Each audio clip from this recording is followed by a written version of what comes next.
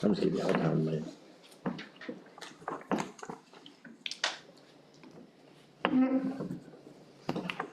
I'd like to welcome everybody to this called work session meeting on February 2nd, 2023 of the Giles County School Board. Got several things we're going to be talking about. Arbogast, got anything in particular you want to start with? We have a training for the board to begin at 1:30, so we've got about 20 minutes. So at 1:30, we're going to do the board docs training. It's on the new software that we discussed with you a month or so ago. We've been going through training on setting it up, setting up agendas, setting up the work session agendas, etc. Trying to get the policies moved over there as well. So we'll do that at 1:30 with the board, be through Zoom. But I do have a couple things. I'll try to go through a couple items that I think we can talk about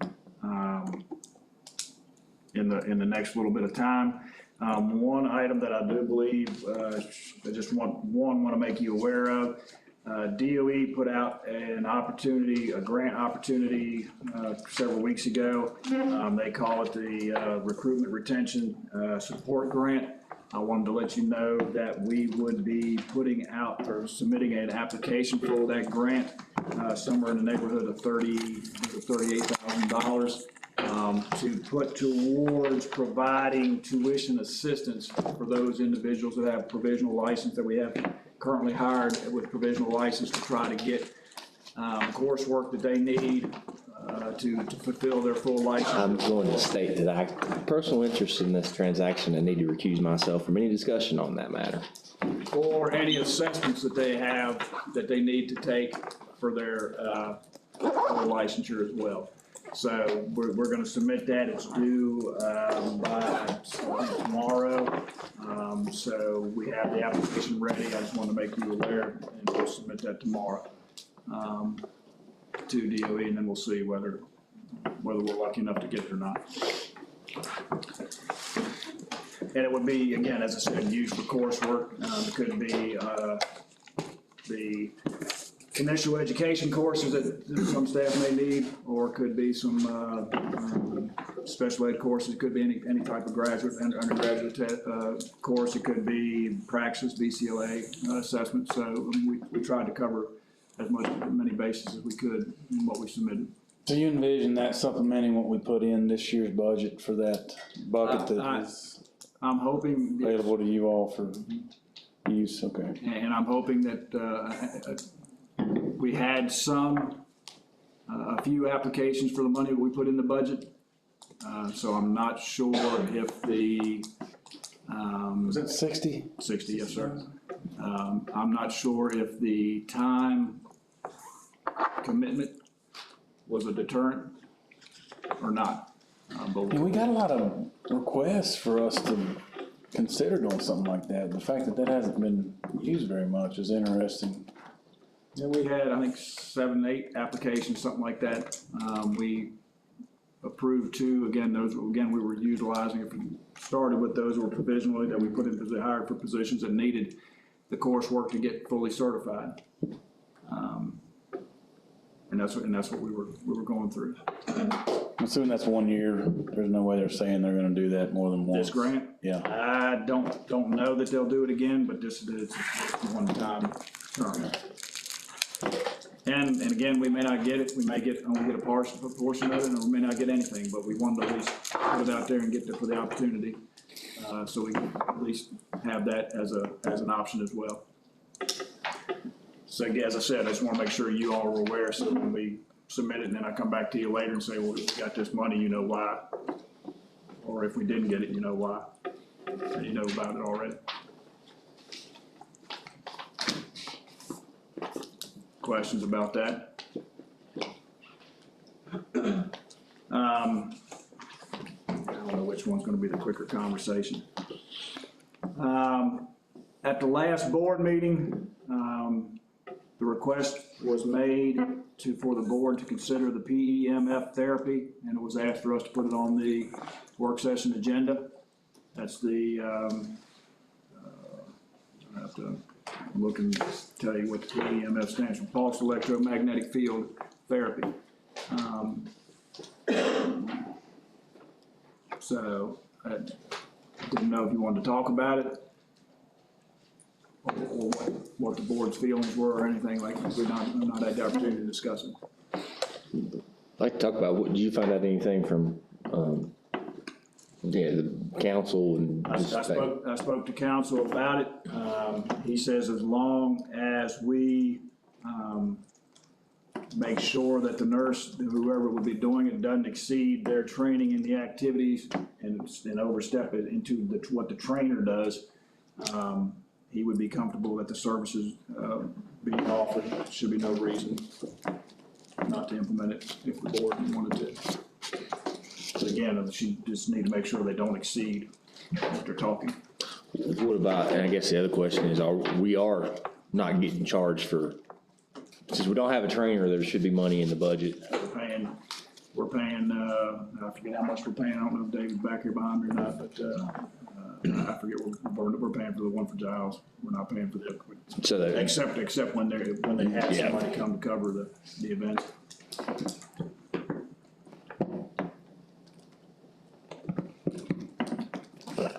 If she does that, does your parent have to give permission for her to do that?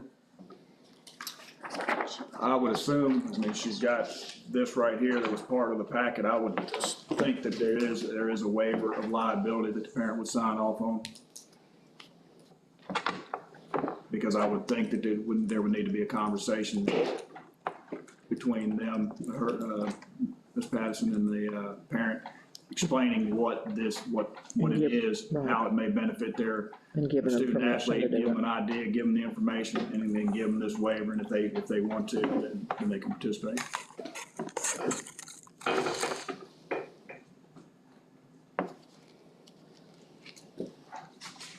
And that's, I don't have a problem with them. I'd like to see how successful it is. and that's what the waiver would look like.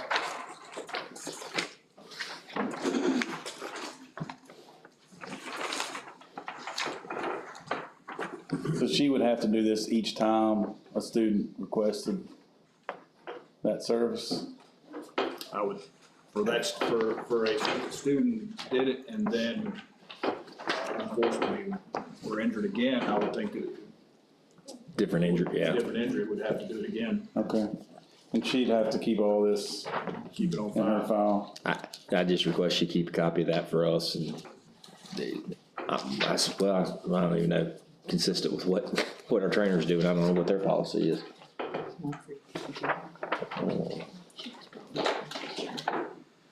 That's all I need is Are we being asked for any funding for equipment or additional She had the pay? equipment, I Never had think, permission. I think she brought it with her at Yeah. the board meeting, I think she is requesting additional pay because this is outside of her regular nursing duties.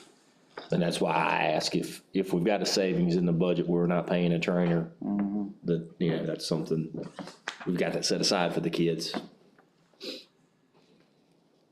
And you feel like what she was asking for was reasonable rate?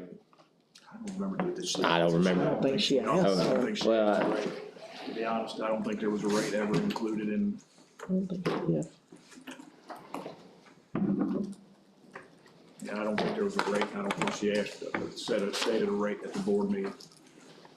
I think, I guess if the no objections, just go ahead and contact her about setting that up, what she's expecting, and we could probably approve it at our February, in a couple weeks when we come here. If it's acceptable to you. Okay.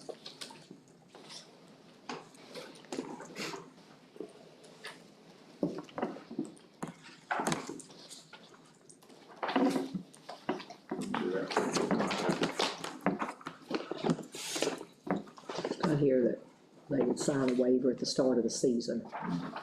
So I guess each sport, they would sign this waiver. If they were interested in the services.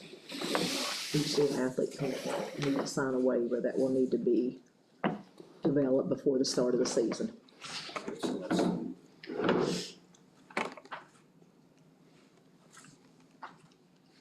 We're saying that not just the start, but before each. Yeah, I mean, I just saw this on her notes in here where she had said that. Work it out how you and council think best, and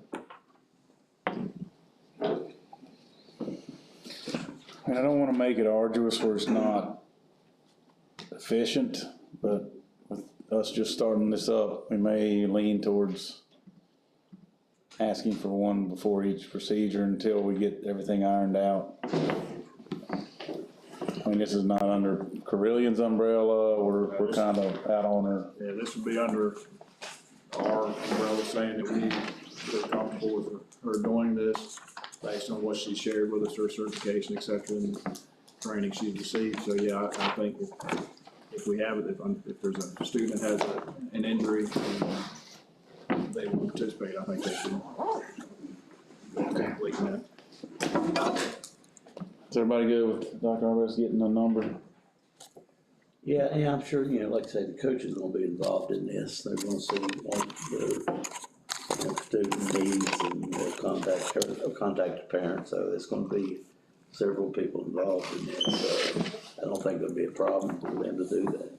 Doesn't look like we're on a trainer this year. Doesn't look like again, been a few weeks since I've talked or communicated with them, but that's the last I've talked. They continue to look, but there's nobody there. only 2 of the Montgomery County high schools have. I know, I saw trainers. where somebody was talking about, That are- luckily they were at Giles and they had a trainer because something happened to their kid. And if they hadn't have been with where a trainer was at, they were fussing about it, saying they need to work it out and try to find them, but I don't know where you get them. They sure enough of them take it in college, so I don't know what happens to them. Yeah. Cause it's a list of them. We'll contact her and see what we can do. What happened for the trainer in there? Where did that trainer go?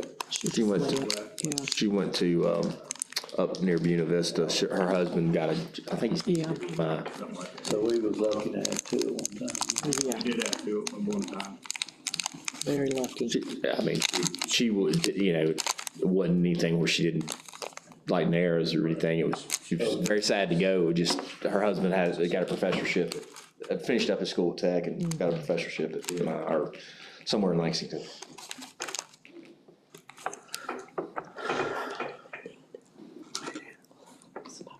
Every once in a while, we still call her about stuff, our kids' stuff.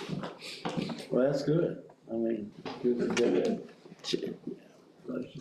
Put it this way, if she ever wanted to come back, I'd wholeheartedly endorse her. It's just like once you get used to having them, it's hard to do, it's Yeah. hard to go without them. Yeah. It's, And you look what happened NFL a few weeks ago, You almost had, I know we do have defibrillators in our building. Are they pretty? We've got them, we carry one. I know in the It's football solid. field, I know the trainer at one time they did, but like if you're the gym, they're in the office, right? So they're right there close where you could get to them. They move them closer to, They moved them closer to the gym. Yeah, they need to be accessible. We're waiting, we have one, we moved them closer to the gym in all schools. We're waiting for a second one that we place more out in the common areas, but they have not come in, they're on back order. Jesse Glover told me the other day that Yeah, they need to be within seconds of a gym. Well, it's even more, I think. Why aren't they in the gym? Can they not be in the gym? they're right outside, like at Macy's, it's like right outside the gym. No. When we met with the, fire marshal, there was some discussion about where they could be located as far as location. He suggested the locations. One of the things, if they're in the gym, they could be knocked off the wall. We had a ball hit a fire alarm the other day, and unfortunately, if you put them in the gym office, those are locked. So the lobby areas are where they're at. Right outside the gym, the lobby would be good. Because if it's in the office, you gotta get in the office too, because they're locked. They were currently, or they were previously in the office. Now, for the second ones, we're gonna take the cabinet, the existing cabinets, and move those out. I think for Macy's, the secondary location is Center in the Square. For Giles, I think it's, more in a centralized location on the first floor, maybe on the second floor. We need to make sure that the baseball and softball, from what I was reading on that, that's more common in. With the ball units, yes. Yeah, basically the ball sports than in football. I mean, that was the good thing about the portable one, the trainer carried it on the football field. Yeah. So if you don't have a trainer, But it's- you have to have a place, you're gonna have to take it in the dugout. Well, the sad thing is the kid from Pulaski, 25 years ago, he was right across the street from Roanoke Memorial. I mean, he was playing in Victory Stadium and they couldn't do anything for him. So, I mean, it's. So where do we have that we could keep them at the baseball? That's, Well, like with us with football, we travel with that thing. Yeah, I think you just have to, I would assume that your coach would have to be responsible for making sure that's in the dugout with them. There's they come with a little case and you just, we take them to every game we've got. how many short are we from having enough softball, baseball, could each have their own? I guess if you got a softball game and a baseball game, you're on the same campus, so I would assume that they're, You're so far away, so it doesn't, time you get it from, especially with Giles, and theirs too, you're not, That's that's from 5 o'clock. Yeah, depends on what you're talking. If you're talking one Right. for the you're talking one for the varsity, one for varsity softball with JV, I mean, it depends on how far down you're talking going. You're at minimum 2 per site, for one for each varsity team to have. I mean, I don't care about a lot of the complaints for other stuff. I don't want to sit here and Explain why. explain why we didn't spend money, put somebody to run down to a varsity to try to get it. Now that kid's brain dead. I'm not willing to have that happen. So if we need to make sure we've taken inventory and come back to us and tell us what that is, and We can do that. we'll make a I decision. mean, I think it's just, you're hearing a lot about like athletes and, Well, I got a Dropping dead. personal thing in this, when my son was, they found his heart condition, They didn't find it until he already played several years of football. And, it could have happened to him and, what would have happened. But, it's these kids that sometimes they're hit, but sometimes they have a undetected condition that's hard to find. And his was, and luckily they found it, but of course, it stopped him from playing the rest of his high school years. It was a big deal. But what if something happened upon one of those fields and it didn't happen? So it can happen. We can find, we'll put together a list and see what number we're talking. Yeah, I think that's,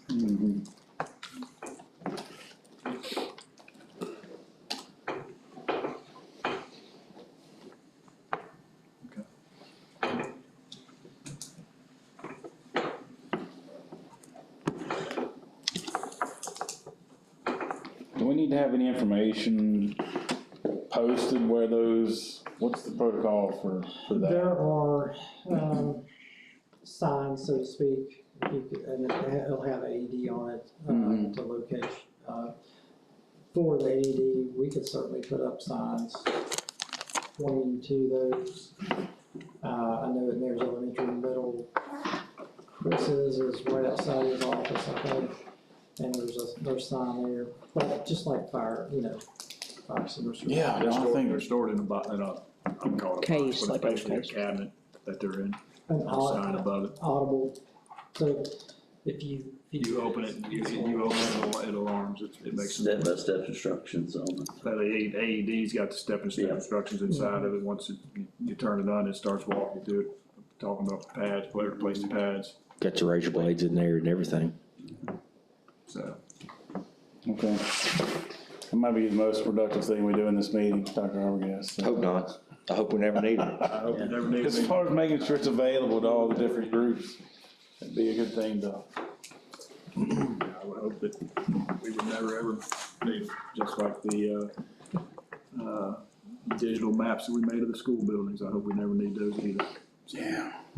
Do we train coaches that have do you guys have to train, Jason, since you're carrying one? I mean, I know it tells you step by step, it'd be nice to. Some do, I mean, I think really the full-time coaches go through, I mean, you go through the normal CPR training, but everybody, the AED, I know Emily went through it, like the office personnel goes through it and. Teacher to our staff for recertification. Amanda schedules at least one a month CPR first aid AED training to get recertified. So that's part of the recertification for our license. But if we do this and we invest in it, I think And we can ask the ADs to say as part of each beginning of the season, that's the beginning. every coach has to sit through, I mean, even if it's 20 minutes to say, this is how this happens. They can get the athletic trainer and or somebody to come in Okay. to help do that training.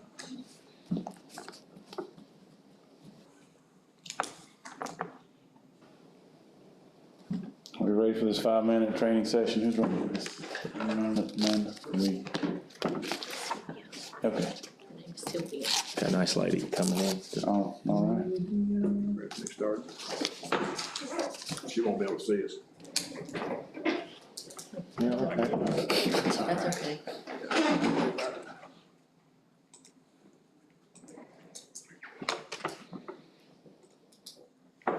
Because it's broadcasting meeting, so I can wait for the broadcasting and pull it in for her.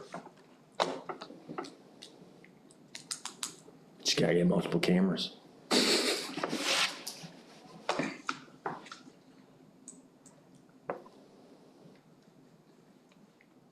Sylvia, good afternoon. Good afternoon. And I'm gonna apologize to you. I've got our board members here, but I cannot turn our camera on so you can see us because we are broadcasting this work session. So unfortunately, you will not Okay. be able to see us, but we can see you. All righty. Well, Sorry. good. As long as you are there and you can hear me, that's good. Yes, ma'am, we've got you. Wonderful. So are we ready to start? Yes, ma'am, it's your turn. Okay, dokie. Well, good afternoon, everyone. I'm Sylvia Ray, and I am your trainer this afternoon, and I am going to give you a overview of board docs.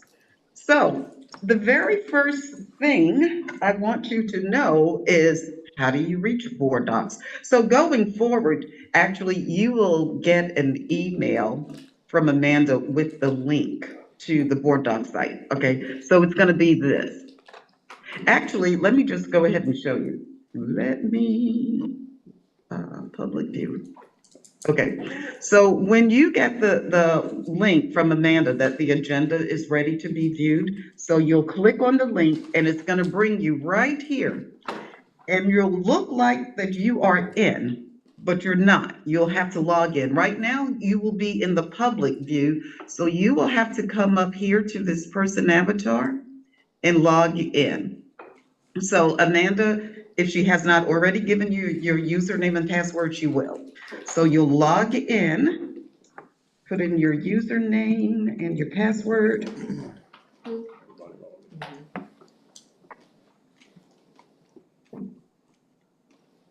Alrighty, so now you're in, and you'll see your name up there. And one of the things you might want to do is just go ahead up to this star up here and just bookmark the page so that you'll always have that, so that you can easily find the board doc site. Alrighty, so a couple of things I want to point out before I show you the agenda and how you access that. It's up here in this black header over here, this house with the chimney. So if you look in the very lower left corner of the screen, you will see that it's actually pointing to your district site. That is so during a board meeting, if you're discussing something that's on your district site, well, then you can click and it will take you there. But I recommend that you right-click, open that link in a new tab. So right-click on that house, then you'll get this pop up, and then click on open link in a new tab. and it will open up your district site. So this way you never have to leave the board doc site. So, so here's your district site and here's the board doc site, side by side, so you never have to leave it. Now, if you just clicked on this and didn't right click, it will take you there, but however many times you keep clicking inside here, that's how many times you would have to click to get back to the board doc site. It's just easier not to do that. So, and then this magnifying glass, that's the search feature. So that's going to be the last thing that I will show you.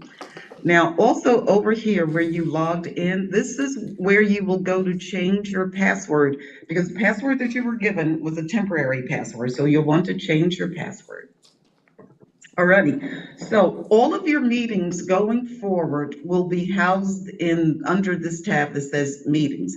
But featured, this home page, typically whatever's on this home page is the agenda for that month's meeting, or when you get your policies in, maybe if you're doing a policy review, that will be on the featured page. So whatever's on the featured page is what you're going to be doing at that month's meeting. Alrighty, so let's take a look at this agenda. All right, so you've got view the agenda, print the agenda. This is for Amanda to add minutes. So view the agenda. This is what the agenda looks like. So this is your work session, and this is a short one for today. And this works just like email. You read it just like email. You navigate on the left and you read on the right. And so these black headers are just a way of organizing the agenda. So I'm clicking on each of them and they do absolutely nothing because it just says, well, this section is about, that's it.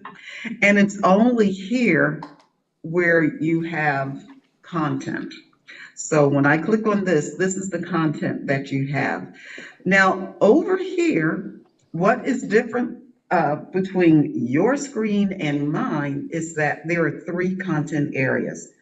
Public content, administrative content, and then there's a third content, executive content area. I don't have access to your executive content area. That is the area where confidential information is placed that is just for you board members, and no one else can see it. So really, the only people who can see anything in that executive content field, aside from you board members, is the superintendent and Amanda. Because Amanda's putting everything together. So now the reading rights are, you can read from your level and up, but not down. So that means you board members can see everything that's on the agenda, no matter where it is placed. Now the public can only see what's here, and they can only see what's in there. They don't see the words public content. So they could only see information that's placed in here. Now, this administrative content area, that's for the internal staff. So any internal staff that might have rights to view the board doc site. So they can see more confidential information than what the public sees, but not as much as what the board can see, because of course you can't read down. An example would be of what would be here. Like if somebody's retiring after 30 years and they send in their retirement letter, well, that could be placed here and both you and the internal staff can see, here's their nice retirement letter, but the public wouldn't see that.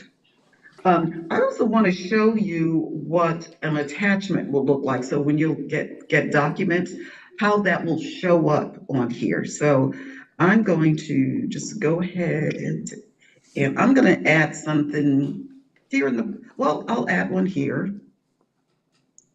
I'll add one there. And then, so everyone can see it there. And then I'm going to add another one here because I don't have access to your executive content area.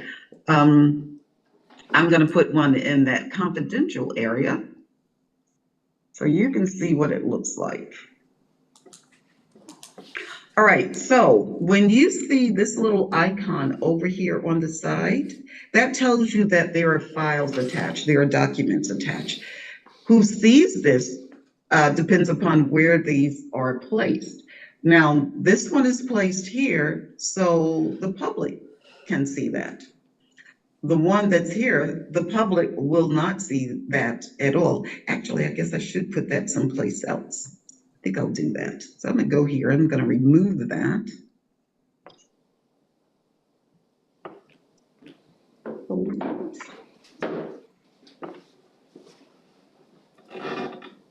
Okay.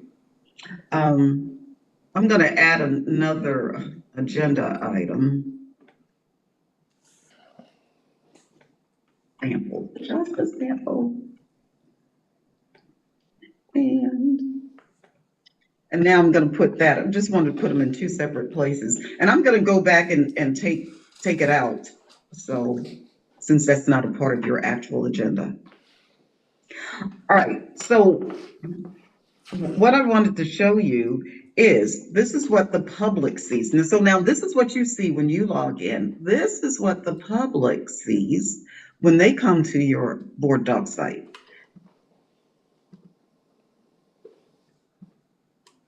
So again, until you log in, you're gonna see what the public sees.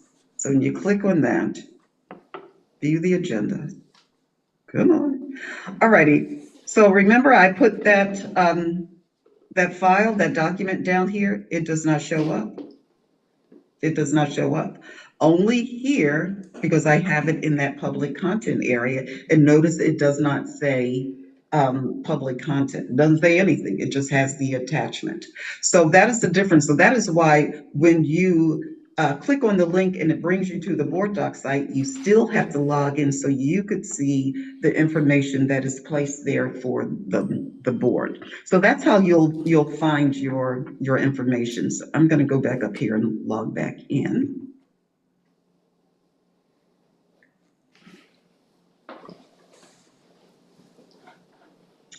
All right. If you refresh yours, you'll see what she's done. Yeah, that's what. Password, yeah. Okay. All right. Now, let's say that you got that link and you wanted to do just a quick look at what's on the agenda. You really don't have time to sit there and go through the whole thing, but you just want a quick look. So what you can do instead, you can go to this print view. Now look, you've got to scroll up a little bit so you can see your choices. So here's a simple agenda, and that's just a listing of what's on the agenda. That's it, nothing else. If you go to the detailed agenda, you'll be able to scroll down and you can even see the attachments there, but you'll be able to scroll up and down and see it. Now, also, a lot of districts that have this LT version, rather than going to view the agenda at the board meeting, they usually use the print view and go to the detailed agenda because you can, easily just kind of scroll up and down to see the whole thing rather than going one by one by one by one. Rather than like this, one by one by one. You can just scroll up and down and see the whole thing. All right, I'm going to go ahead and take this out since this is an actual agenda for you.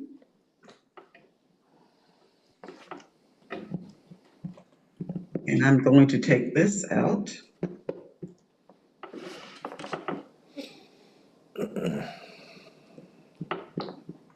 Alrighty, so now it's, all right, so that's what it's going to look like. And so you'll find anytime you see that little icon there that just tells you there's going to be files, documents attached, and you'll be able to open those and read those documents. Alrighty, any questions about that? No, ma'am. Okay, now let's say that you did have a question about something on the agenda. So let's say you had a question about this HVAC project. This 3-point share icon over here, you can actually send Amanda or the superintendent an email and ask them a question about this particular item. So you will either copy the URL to the clipboard or share by email. Probably you'll do copy email to the clipboard. And what you'll do is you'll just copy that URL to the clipboard, go to your email, open it up and paste it in, and it'll be just like this. And see where it says item 2? F Literary Fund. That's because that's where you initiated that share. And then you can put in Amanda's email address or the superintendent's email address and ask your question. And then they'll just click on this and it will open up to that particular item after they log in. So if you did have questions for them, that's a nice, easy way to send them a question. All righty. Let's see, I don't think no, policies are not in yet, but policies, you will have policies in board docs. I believe that is the plan. Let me show you what it looks like when you have policies inside of board docs. For board members, you will be able to see, when you do first read, second reads, and you can see all of you'll be able to see all of the strike throughs. And so as you're working through it, so this will be visible to you. The public will only be able to see active policies. They cannot see draft or retired policies. You'll be able to see all three, active, draft, and retired, but the public will only be able to see active policies because you don't operate on draft or retired policies. So that will be coming soon. All righty. All righty. Still no questions, huh? Okie dokie. It's pretty straightforward. It is. All righty. Well, let's take a look at, let's say you had, you wanted to do a search on a meeting. You just don't remember which meeting it was. So if you go over here to the meetings tab, then you could search for something that you knew happened in a meeting and you just don't remember which one. Or if you wanted to search for a policy, but you don't remember what that policy number is, you'll be able to search for it right here. This magnifying glass is the universal search feature. So when you click on this, it will search for the keyword in all of these areas: minutes, meetings, policies, minutes, and attachments. So this answers all of those. Amanda, when did we questions? When did we buy? When did we hire? When did so-and-so resign? So you no longer have to think about, okay, let's see, was school in or out? Was it around a holiday? You don't have to narrow it down. It's just, what are you looking for? And then you can put in that keyword. So let's see. So one of the things I know you have in here that I remember in the agenda, you had something that said a grant, I think. Yep. Yep. All right. So it found one match. And so I'll click on that. And so here's what it found. DOE grant as the subject. And then it says navigate there, and then it takes you to where it found that item, and this is where it found that item. Now, so this is the only thing that you have in there. As you get more things in there, there will be a list of things. So like if you look at mine, so I'll search for students because I know I have that in there. All right, so there's 224 matches. So it found students in multiple places. So let me click on this one because this is an attachment. And it will open up an attachment and you will be able to see inside, read inside of that attachment. Again, navigate there. It takes you to wherever it found that item. And your public has access to this as well because the public, again, can only read what's up here in this. And then when you go back to that magnifying glass, if you wanted to look at some others, they will still be there. So your public has access to that. But it's hard to see it over here because it's kind of blacked out and I don't know why, but there's something back here that says Meta. So you all have that. When you click on Meta, you are no longer searching your documents. You are searching the public content area of other Board Docs users. So you could be working on something, you go, I wonder what other districts are doing about blah, blah, blah. Or maybe you want to wordsmith something. So you can just put in whatever that search term is that you're looking for. And if you don't put in a state, it will bring it up from all over. So here's one in Avonworth School District in Pennsylvania. So this is what they made available for their public to see about a grant. So I don't know, you can look at this and you say, they got a PPG foundation from the PPP Foundation for PPG glass. So maybe you want to contact the PPG Foundation. So I think that's Pittsburgh Plate and Glass. I think that's what that stands for, since they're in Pennsylvania. But now let's say you're only interested in Virginia. So then after your search term, you just go in, put a comma, VA, and it will only bring up Virginia. Now, if it brings up any other states, because they've got Virginia in their documents. Okay, so here's one. Dr. Chris Coleman will present the Security Equipment Grant Award. Oh, good for you, Dr. Chris Coleman. So,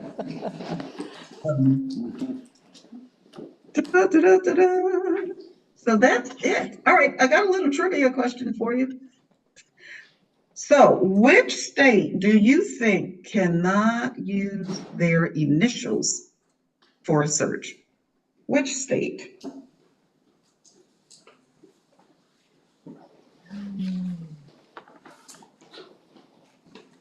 Not sure. Well, we don't have a clue. Don't have a clue. Don't have a clue. How about Indiana? And why? Because it's N. N is a word in almost every document. Look, N. So when they do their search, instead of doing IN for Indiana, they have to spell it out. So, but Virginia, you don't have to spell it out. You could just put VA. Yay. You get a shortcut. All righty. And that's all I got for you. It's just that easy. It really, really is. Well, and I say that, but once you start using it and working in it, you'll see how user-friendly it is. Amanda's done a pretty good job. I think she's got a pretty good handle on it. But again, once you start working in it, that's when questions and things will come up. But that's board dogs.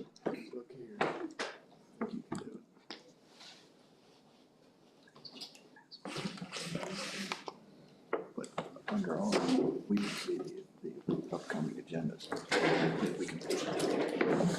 Sylvia, we appreciate it. I don't know that there's any questions on this end yet. Okay. I think if there are, they'll come to Amanda, and Amanda will answer those questions, or we'll shoot you an email to get those questions answered for us.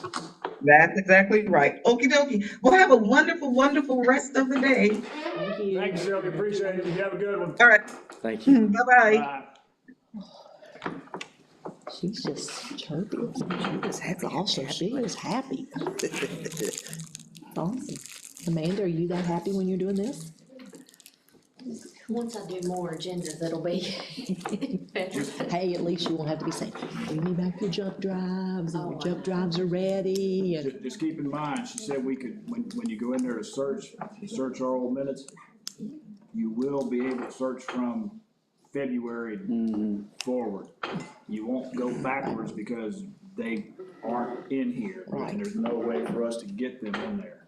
Going forward. So we'll have to search the old minutes one way, and the new minutes will be able to be searched through this platform.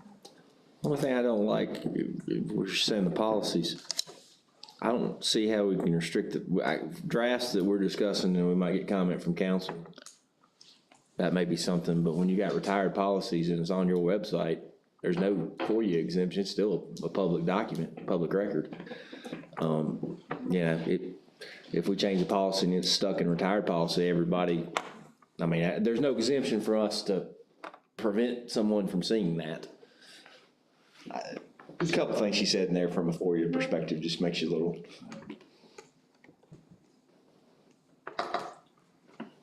But as we move along, Amanda's done a nice job she put the agenda together here today. She's already started working on the draft for the February 16th board meeting with attachments and that sort of stuff. So she's done a nice job getting that ready. And I think if she uses it, it'll become second nature and be a little bit easier than having to worry about, y'all need to come get here's your jump drive, come get your jump drive.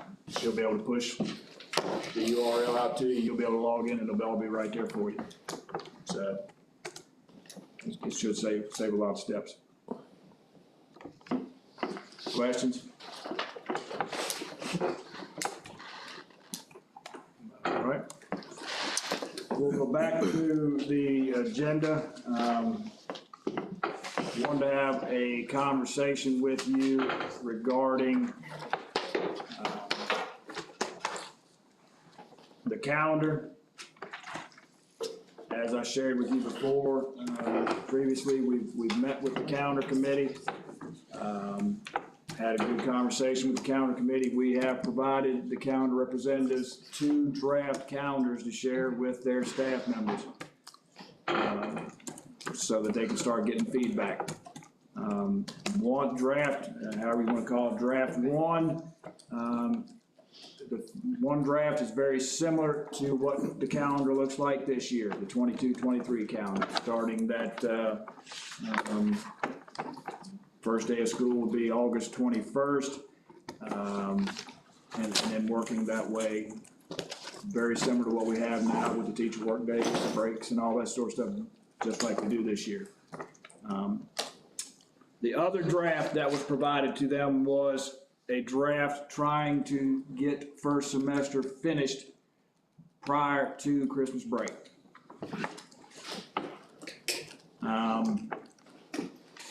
That would mean starting school, first day for students would be actually just be a week earlier, August 14th. A couple of days, teacher work day, a holiday here and there would be removed, and we would get first semester done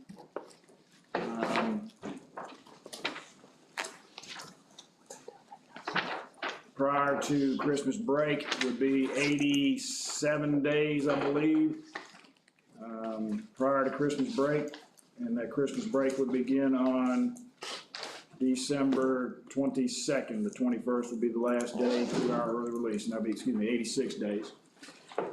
And second semester would be 94. What that does, that draft, that will condense, it condenses it a little bit there at the beginning, shortens the summer of the first year that it would occur. And there were some other items that I shared out with the committee so that they were aware, after we had conversations up here, how it may affect payroll and VRS.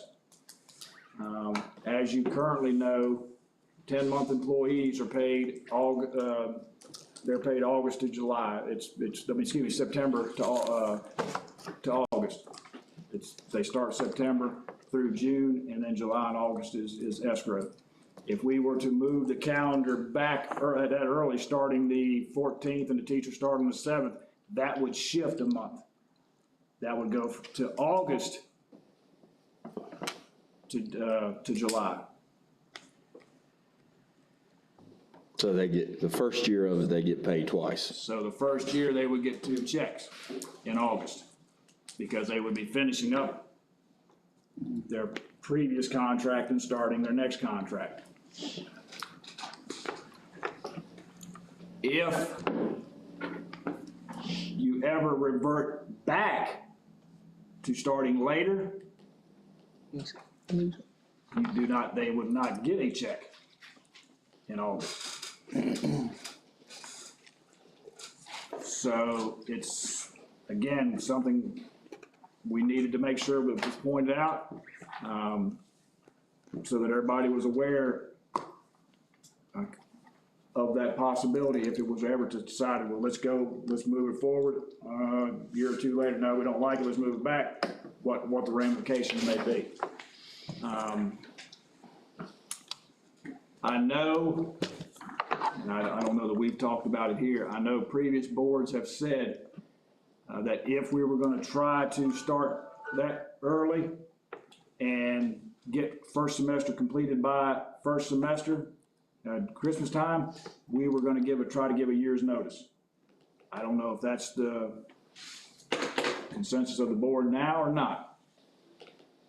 So that's why we needed to bring that up and wanted to talk about that so you were aware. I don't have any feedback from the calendar committee yet from the schools. We'll have that next Tuesday. I think we're meeting with them on the 7th to gather the information from them to see what they're hearing from the schools.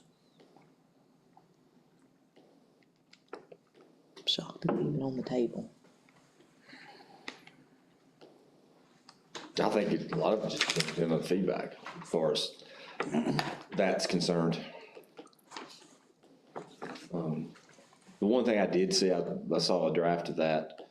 The only thing I don't like about it, the second option is we're recognizing Veterans Day. Veterans Day's on Saturday this year. We're recognizing Veterans Day, and the first option, the second option is not there.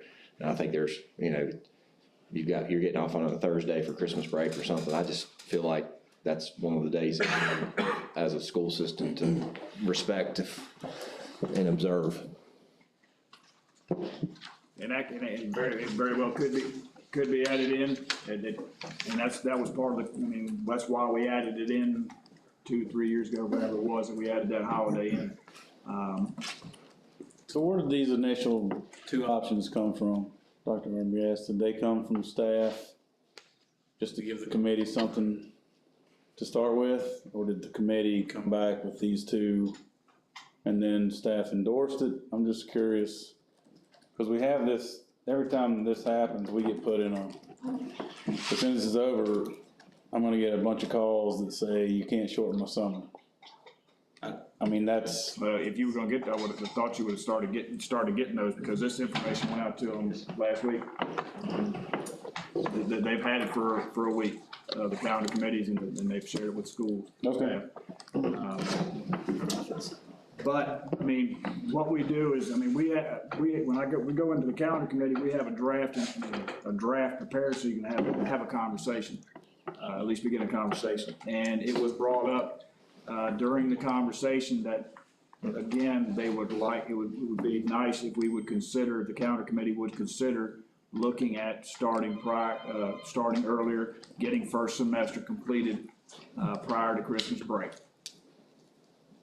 That way it would have all testing completed, exams, whatever. You don't come back from being off 2 weeks, having to review for a couple days, and then test, trying to test, and then go into second semester later. As a parent, it's a great thing, especially if you have a kid that has an IEP, that struggles with things. Well, today, for example, you get the response of why, you get the virtual day, so why don't you have a snow day? And, Right. everybody knows I like the snow day versus a virtual day. But there's, my wife always reminds me, if you're adding on to end of school, you're adding on to movie days and stuff because SOL testing's done and that stuff. Whereas here, I think that alleviates some of that. We know, unfortunately, that once the SOLs are done, there's a lot of things that are, there's not, the bulk of the learning's done. Let's put it that way. But I don't know if that answered your question, Mr. Steele, or not. We have a draft. I was just curious if these two were driven by staff recommendation. At some point, it would be nice to make a vote that doesn't depend on whether somebody's getting their summer cut short. If one of these is being recommended by staff, that weighs into board members' consideration, I think. That's all. Every time we go into, not to say we, I'll rephrase, every time I go into the calendar committee, I've got draft calendars with me to present to them, because you gotta have something to be able to have a conversation. I understand. And I had both drafts available. Now there's some tweaks that we could make to either of the drafts. Mr. Buckland mentioned one there. You could, again, Veterans Day could be added back in there as a holiday, which would adjust, moving from the 21st to the 22nd, being a 2-hour early release. If you go to the 22nd and they want to adjust when they come back, you could actually move the day they come back to January 8th, and there wouldn't be a teacher work day prior. You already had, you just come back and start second semester. So there's other options, but it just depends on what feedback we receive. Yeah. And at this level, I don't want to meddle. That's just one thing I feel strongly about, is that Veterans Day. I agree with you. you know, we have all these holidays, but that's a most important holiday. I think the only thing that we heard about that week was the choppiness of the week. You've got a day with kids, you've got election day where so it's a teacher work day, then you come 2 days with kids, then you're off another day. Yeah. So that was the concern. It was kind of choppy at Normandy. I'm just sharing with the conversation. Right.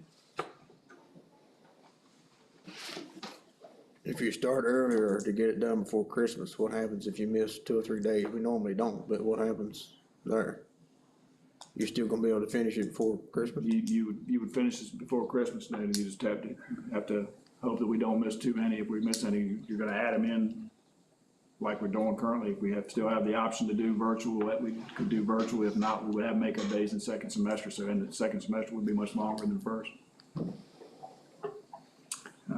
We can start more than, there is a I've got it here in the file, there is a law, rule that was added that we can, I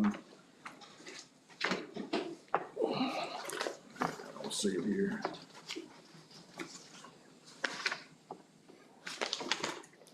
Start before, more than 14 days before Labor Day, because we had a waiver when that law went into back in 1819, we had a waiver, there it is, pre-Labor Day school calendar effective in 2019. All those divisions in Virginia, that were granted a waiver prior to Labor Day for the 1819 school year could start more than 14 days before, and then we're on that list that's posted on DOE's website and have been. So,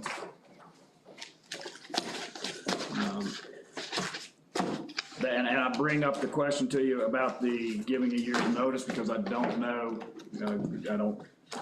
I don't know, again, when we end now, June 5th, 6th, whenever that date is, and if we were to move to the early date of August 7th, or the teachers come back in 14th, there is only 8 weeks from that Monday after that week of last day of school to that Friday prior to the teachers coming back.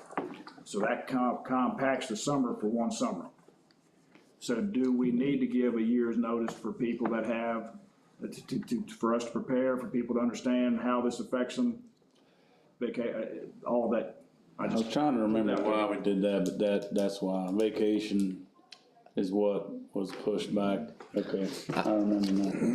I think before committing one way or the other, I think you have to comment from the staff and then reaching out, posting the options and maybe what staff's, Feedback. yeah, and let parents, You gotta have. I was about to say, next Tuesday, we'll hear from all the schools, we'll have an idea. If they have an overwhelming consensus one way or the other, or if we have a consensus one way or the other, we'll be able to take whatever draft it is, be able to post it and get feedback. If we don't have a consensus, then we'll have to have another conversation. But I wanted you all to know what the conversations were, to make sure there wasn't something else.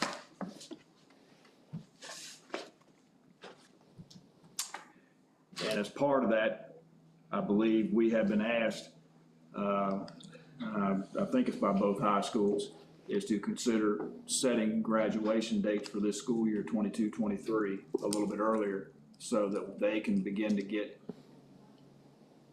announcements and stuff, start planning and get stuff that they need taken care of for the graduates. I know the question was asked, when's districts, when's state, when's regional track meets. What was shared with me is the Pioneer District track meet is May 15th, going to be held at Giles High School.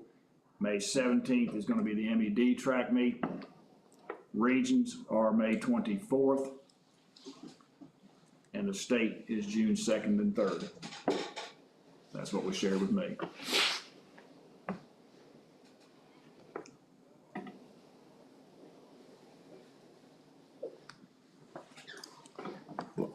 I think, personally,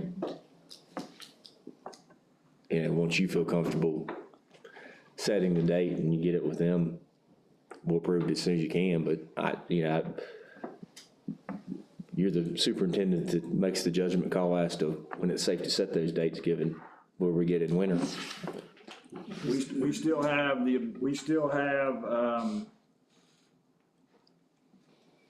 a makeup day that we can use if things are terrible during a winter storm, power's out, whatever, and we can't rely on virtual.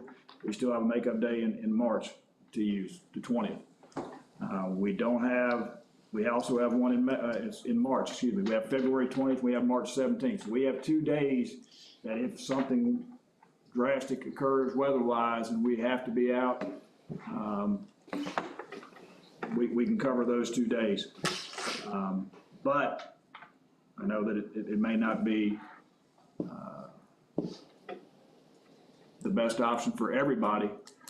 We still have the option to do virtual, which can help us. Flexibility, yeah. So I assume Giles is probably still want to do Thursday.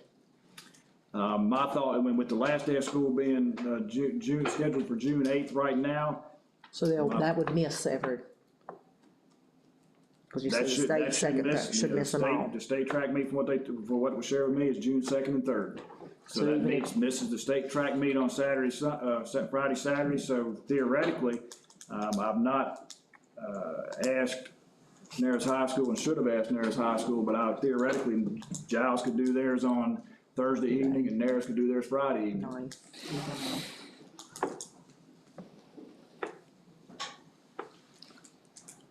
Yeah, because we don't want to go through what we had to last year with the state meet. That's why I asked to give the state meet dates prior to this meeting so we could have the conversation. But like I said, right now, it looks like it's not going to affect it. Should not. And the sooner you can get it to us and the sooner you can get it, the closer you can get to graduation, Dr. Arbogast, that gives them some flexibility for a makeup day too. I know we have backup plans, but when you shift from outside to inside in one day, it is horrendous. And we really can't fit everybody in either one of the auditoriums, and then you want to tell Mama Bear she can't come inside. See if you want to be the one doing that. It's not a good job for anybody. As soon as you can get it to us, I think we'll make something happen on that.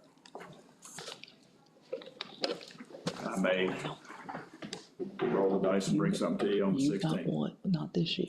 We'll verify with 2 high schools. Guaranteed we'll miss a week and a half of school, right? As soon as we do, I've got no doubt. So how many days early could we still let them graduate if something crazy like that happened? Could they graduate and still have 3 days left to go? I mean, we can still do that, right? Yeah. That's what we usually do. We'd have to have a catastrophic amount of. I think we'd have to have a significant amount of weather, snow, ice, whatever it is. And it would have to really affect power and that sort of stuff to stay away. Again, as I said, I know. You called it out, that's gonna happen. I know virtual. I mean, that's the thing. You get that kind of weather, then you probably, virtual's not gonna be an option because That weather and then power, virtual's not an option, we're gonna have to do, it's just a snow day and we'll have to make it up. But as I said, we still have February 20th, March 17th as 2 days we can utilize if something happens between now and February 20th or after that, the 17th. And we have 3 days there at the end. Adding at the end is not as ideal. just wanted to mention something because I had a call and we hear about the virtual days. To the extent we can consider the adverse effects that might happen with children that are on, that have IEPs or maybe have ADHD medication or things that create issues, that folks like that, it creates issues for them in employment and sleeping schedules and everything else to have these virtual days. And it puts a burden on them. I understand that we're kind of caught in the middle trying to do this, and hear it at home about the virtues of a virtual day. Also see the value of in person, but if we could consider those and limit them as much as possible. If we can be in person, we're gonna be in person as much as we can. That, we realize that's the best option. And if there's any way to mitigate some of the stuff, especially with these folks that have some special situations.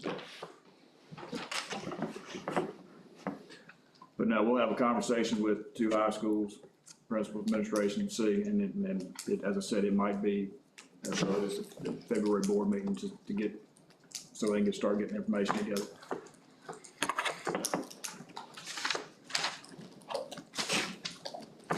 Any other questions or comments about the calendars or that?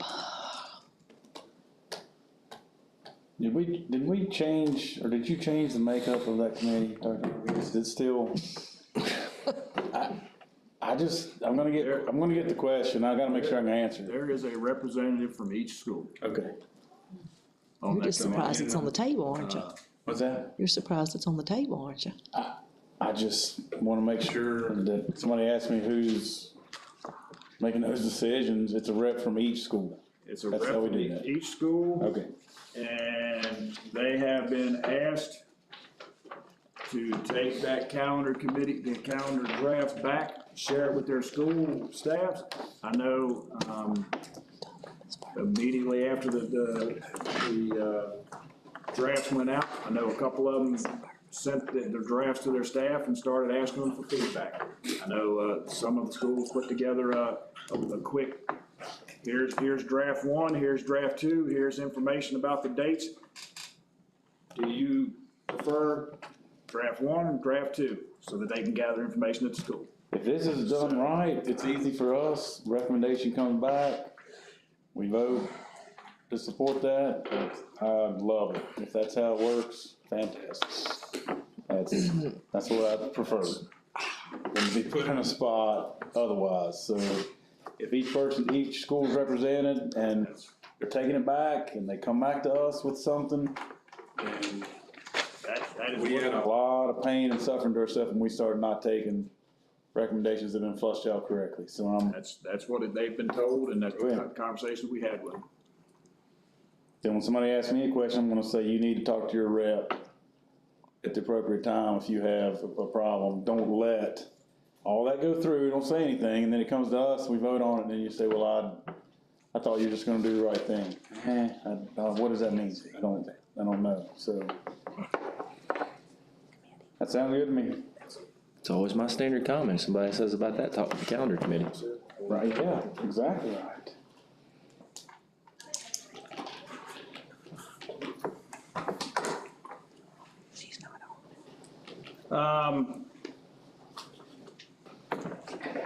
We'll skip to another one, then come back to that one that's gonna take a little longer conversation.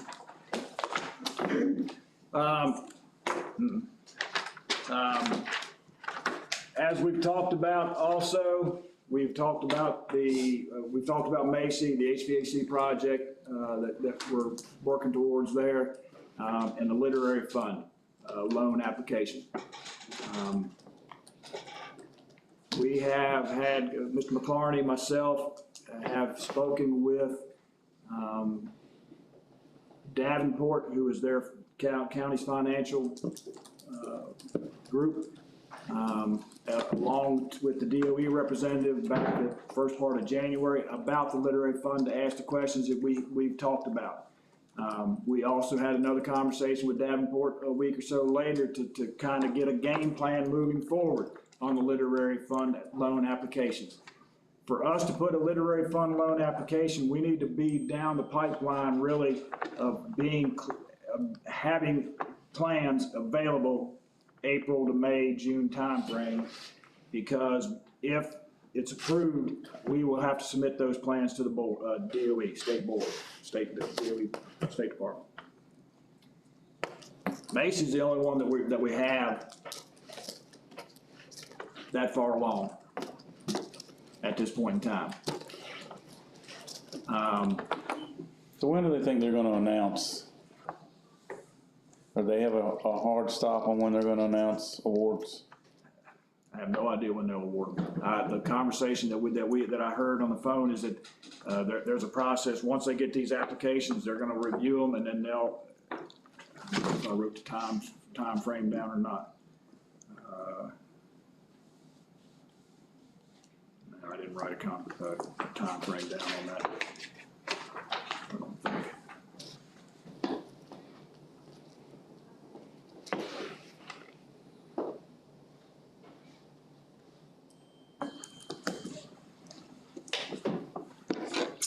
I think that what they're trying to get is anticipate that they're gonna get those that they've approved, the applications they approved from the state board by April, May, June, somewhere in that timeframe. Okay. I don't know whether that's true or not.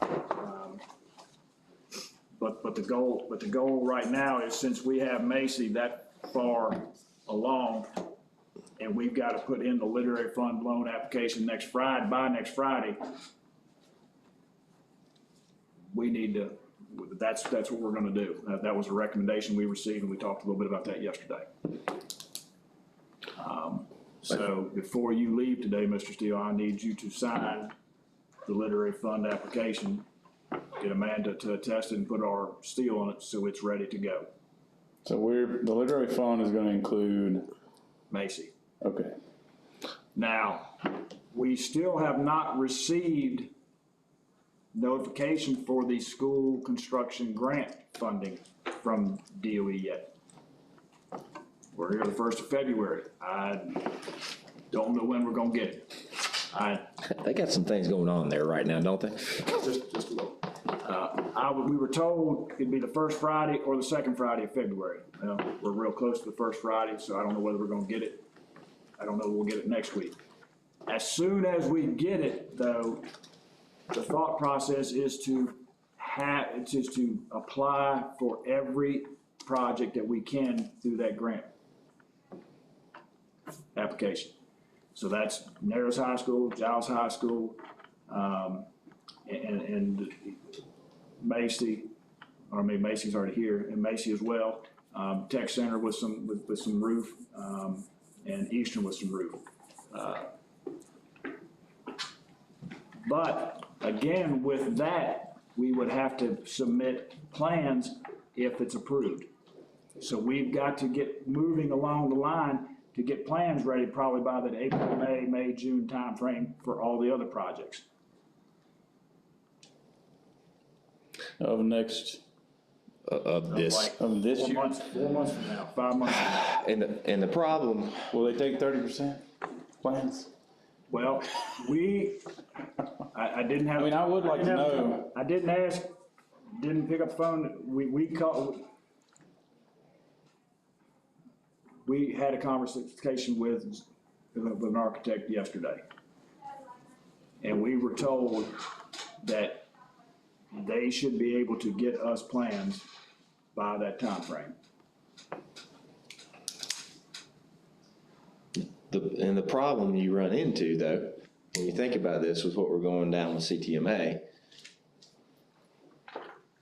so you get that 30%, but the economies of scale that CTMA may be able to provide us by not going through the competitive bidding process where we get the shaft, that may be your 30%. So it's, because my initial thought yesterday when we were discussing this, I brought it up then is, well, we get ZMM, if you got to, we get T&L in, if they don't have the capacity, get these things done, get it in the pipeline and get the plans. But the problem with that is then we get right into that competitive bidding process that, you saw what happened in Ayers Elementary, and I don't think with CTMA, hopefully that won't happen, but we've got the problem with CTMA that Mike identified that their fees might be up to 21%, design fees, which is outrageous. And that's why I haven't come to you and said, oh, the MOU's been signed, because we can't get we haven't got our questions answered appropriately on that. And that's for 15% money, right? Is that the? That's 30%. That's School 30, construction is 30%. So if we're talking $40 million, $50 million, we know that we're gonna, for project, you're talking a decent chunk of money, you're talking 12 to Well, but you, dollars. but you look at it, so you get some of those base numbers that like CTMA had, they're saying what CRA is saying should be a $30 million project is a $20 million project. So there's that 33%. You just, it feels like we're playing with 30% either way you go. We're gonna lose, if we do the grant funding and go through the normal process, we're gonna get a 30% surcharge by the bidding process and the way we get hosed because we don't have economies of scale. And then if we wait, we could lose, we could lose the 30% grant. The design stuff, I appreciate the architects saying they can crank it out. I don't want us to rush through a process. Sounds to me like we would. Abandon the CMTA model if we rushed into progressing everything to 30% or progressing everything to design. If they're gonna, they need to know exactly what we want them to design, like, very soon, like yesterday. This is what, we're gonna talk about some stuff today. I don't know if we're gonna be ready to do that. Maybe everybody that I've heard come talk to this board says they don't wanna see us rush through anything, but if they wanna accelerate decisions, that'll do it. And we'll have to start making some pretty quick. I mean, I don't know the timeline on the school construction grant funding. I don't know, I mean, the literary fund, I think I looked yesterday and told you, we were notified in December 2nd, and I think the window was from December 2nd to February 10th.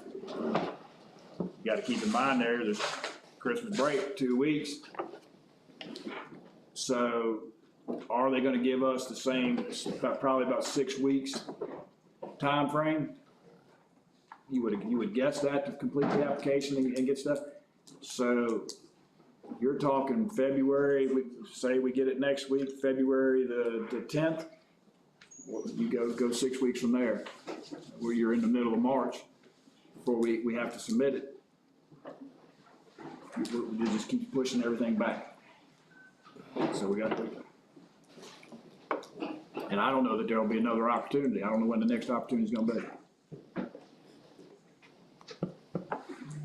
So we'd have to have plans ready this April. April to June timeframe is what. Let's see.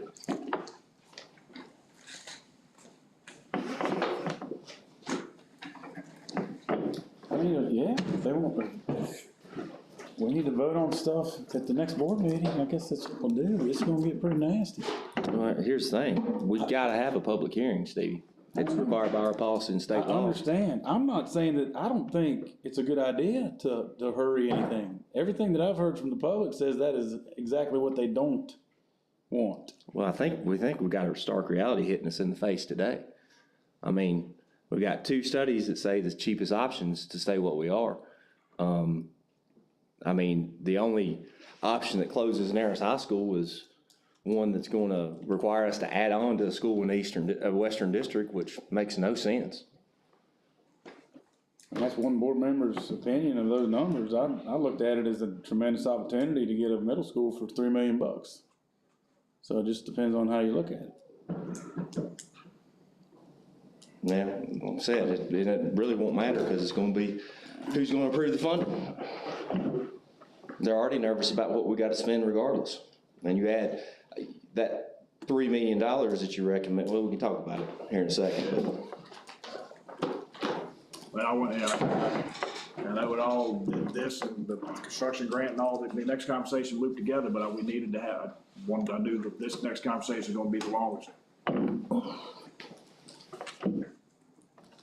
But I mean, that's the conversation, part of the conversation we had yesterday, and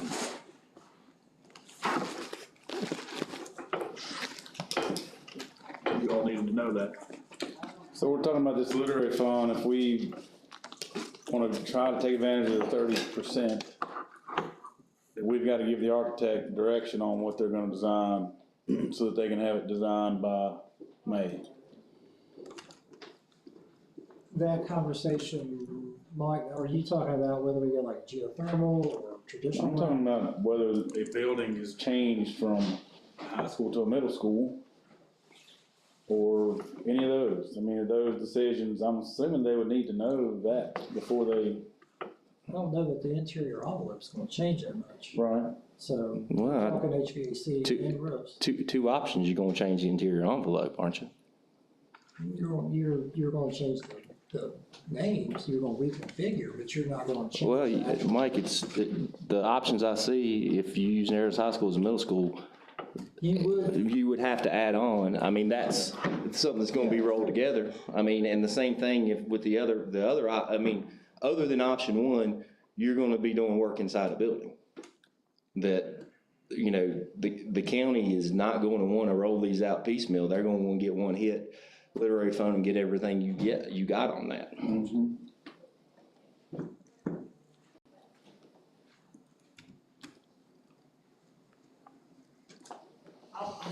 Well, I mean, I guess we know what that looks like. I'm not gonna be forced into making a decision to stick just with what we've got simply because we're getting forced into putting an application in. I can't survive that with my constituents. I mean, they're gonna say, why'd you make that decision? Well, we decided here about 2 or 3 months ago that we had an opportunity to save some money.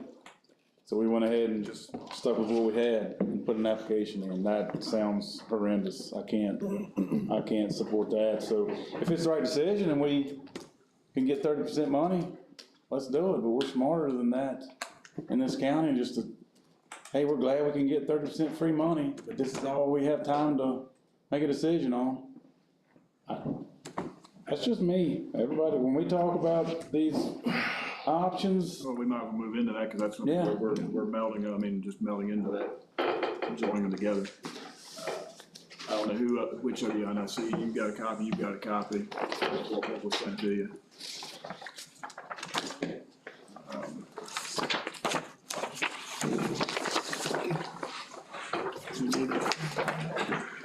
You were sent information,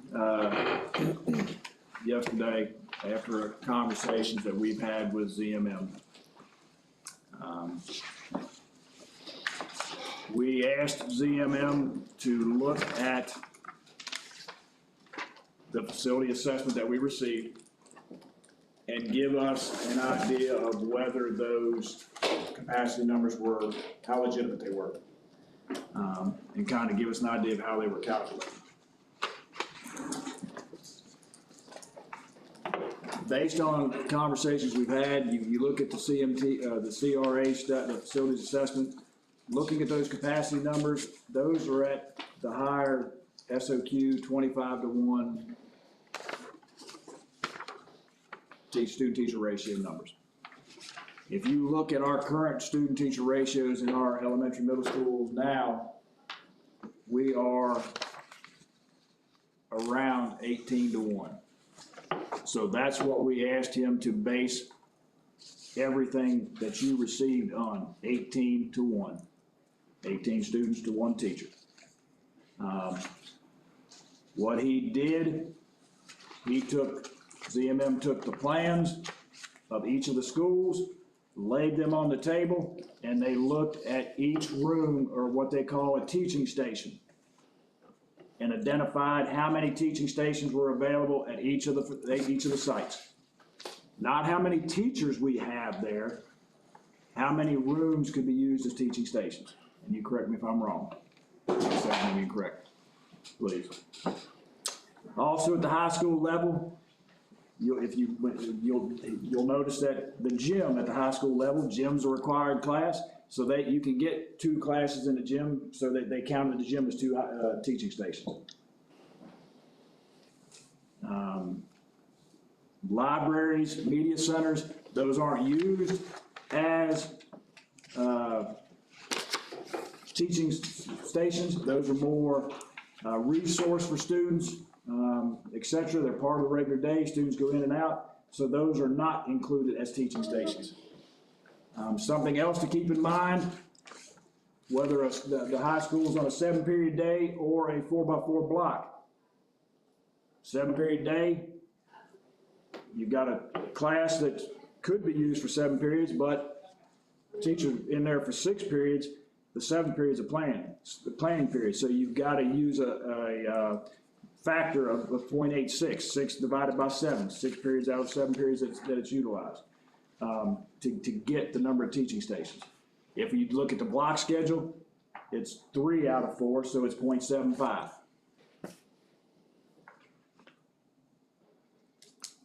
We did not ask him, ZMM, to come in and walk the buildings because I've really not got the okay from you all to have somebody start coming in and do a much more in-depth review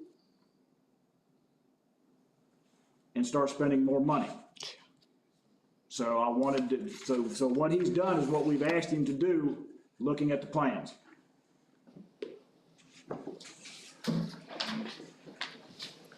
So if you look at Eastern, and I can show you, and I don't think they're in the order that they are there. But we can go through here. You look here, here's a school site, that's Giles High School. You can see where he identifies teacher stations. You got down here in the ag, you got the area, you've got four teaching stations down there. You've got weight room, 2 in the gym, 2 down here, 1 in band, 1 in music. And then you've got the classrooms. This is the first floor. And you look at the second floor, and he's done the same thing. So you count them up, that's what he's identified. He's identified 46 teaching stations at Giles High School. Same thing for Narrows High School. Look at the school, you can see there's your teaching station.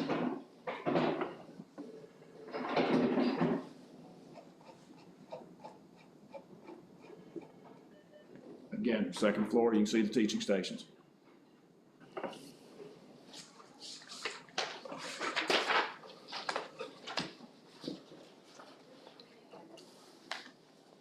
Same thing for Macy. You look at Macy, you've got upstairs here on the left. The second floor, you see the teaching stations. And then the main building, you see the teaching stations there.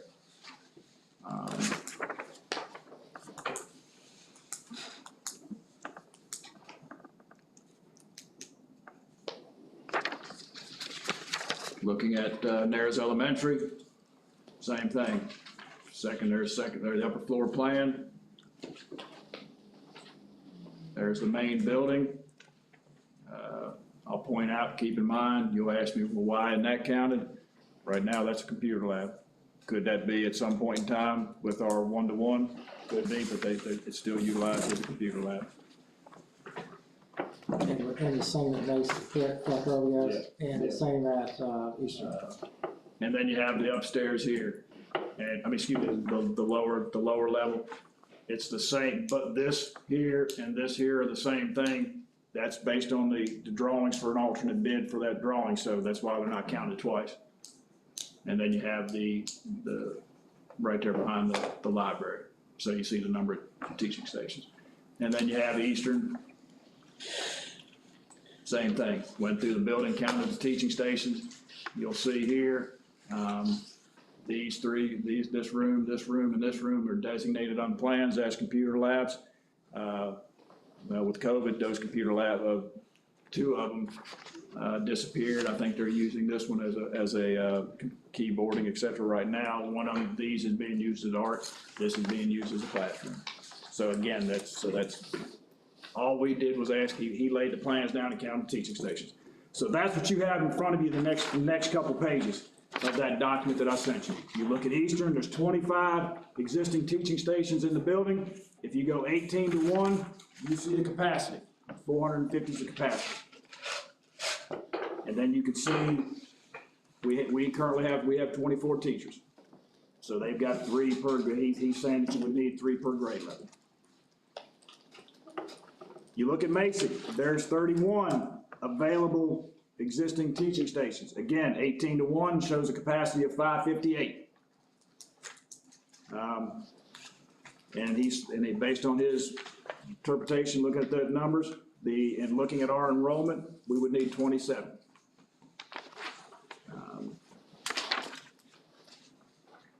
Narrows Elementary is 30, capacity at 18 would be 540. And you see how many teachers there, teaching stations there are required.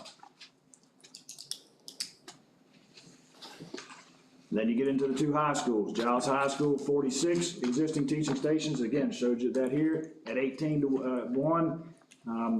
Looking at a 7-period day, again, with the apply the 0.86 factor, the capacity is 712. What is that 0.86 factor? Because you're using, if you're teaching in a class, you are teaching 6 periods, the 7 periods planning. Now, granted, that would mean that you could move out of that class and somebody else could use it. But 6 periods out of 7, you're using your classroom.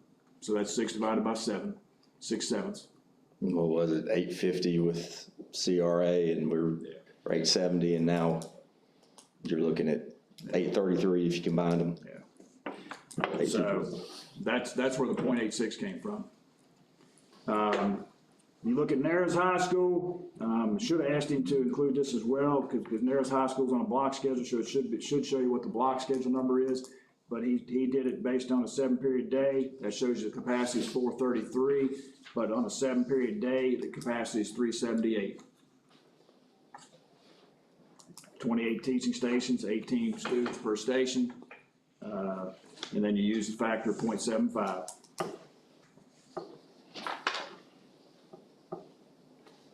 So you look, you can see based on 18 to 1, you can see what our total capacity could be in our schools of just over 2693. And we're currently at 2194 based on the numbers that he used when I gave those numbers to him. That was probably 3-4 weeks ago. Right about 500. So you got Capacity. you got a current capacity of about 499 students is what that shows. Got a question Okay? on the, let's say Narrows High School is the middle school, 6th, 7th, and 8th, ratio 120. Any rooms be needed? No rooms will need to be needed. No, Well, can we walk one Yeah. minute through it piece by piece? Let me walk to get there. So, looking at all those numbers, looking at the number of teaching stations, and again, I told you, the assumption was made that the high school schedule is based on a 7-period day. That's the 0.86 factor. Again, if you use a 4x4 block, it's a 0.75 factor. So,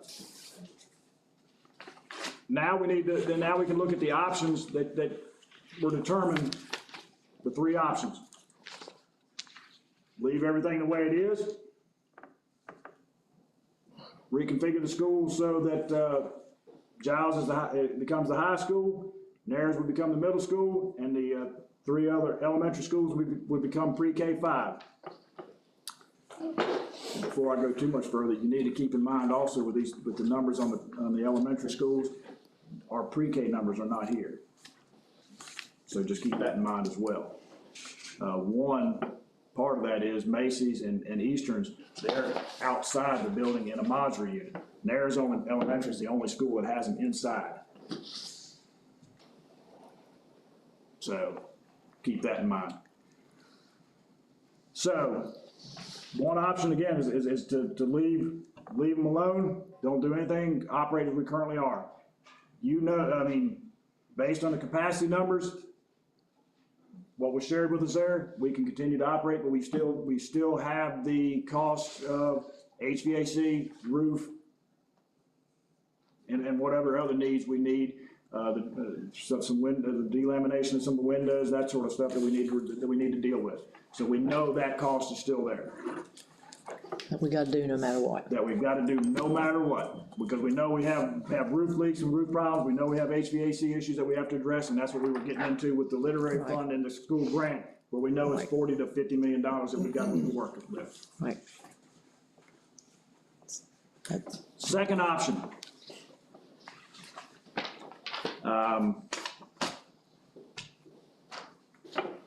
as we said, looking at Nares High School becoming the middle school for the school division. Hold on a second, before we do this, Okay, I hate to back up a second. These are the numbers of K through 5, if, you know, like Eastern, Macy, and there's elementary. tell me where you're looking. I'm looking at, option 1. It just has the numbers. It's got the Giles numbers, there's numbers. This is, if we move these, That's option 2. option 2. There are no, there, Okay, option number 2A. one, Gotcha. they're gonna be the numbers that they are. I mean, they'll fluctuate based on enrollment fluctuations that we see. The question is, what are the numbers right now of Eastern, Macy, and theirs? I know we've got that. But On do you those have first that so I pages. can put them right beside? It's on those first. I've got it right here. As of, It's K through, this is K through 7. as of Tuesday, the 31st, Eastern Elementary is, this is K7, is 413. Okay, Mason McClarty is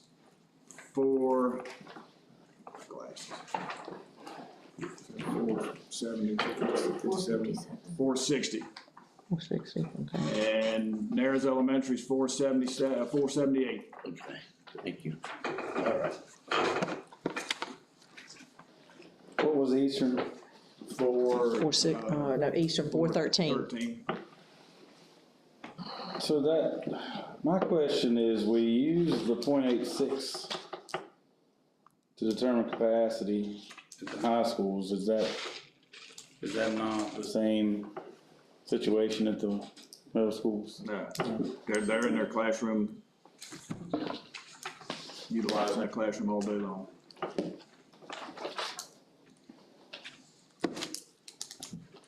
Typically, those supposed to be behind the blocks. Got it. So, looking at the second option, again, keeping in mind, this is 18-to-1, student-teacher ratio, 18-to-1. If you want to, we can always adjust that 18-to-1 and go 19, 20, 21, whatever. But right now, everything we're talking about is 18-to-1. Do we have any classrooms right now in either of the high schools that have more than 18 kids in them? I'd have to run enrollment and tell you, I don't know. Maybe gym class, I'd have to check. band, something. Gym classes probably I are. would say we do. If I'm guessing, I would. say- Our average last year, I looked it up before we came, was 17 first class of Giles and 16 in there. You'll see, should see numbers like that, but I'd have to go in and we'd have to run everything. I don't know that there's. Yeah, I don't think there's many, but I think there's. Okay, I was just curious about that. That's why it's an average. There's gonna be higher and there's gonna be lower. But that's where I'm, keep in mind, to answer your question there as well, from the elementary level, where I said that they're close to 18-to-1, you're gonna have some grade levels where they're 15, 16, some that are 21, 22. So it's, all we're talking is the average.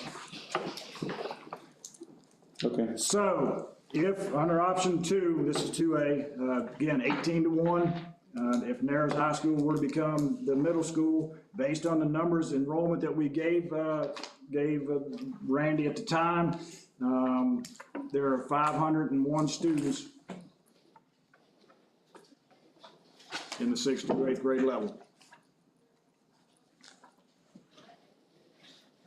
So, looking at 18-to-1, you know there's 28 teaching stations.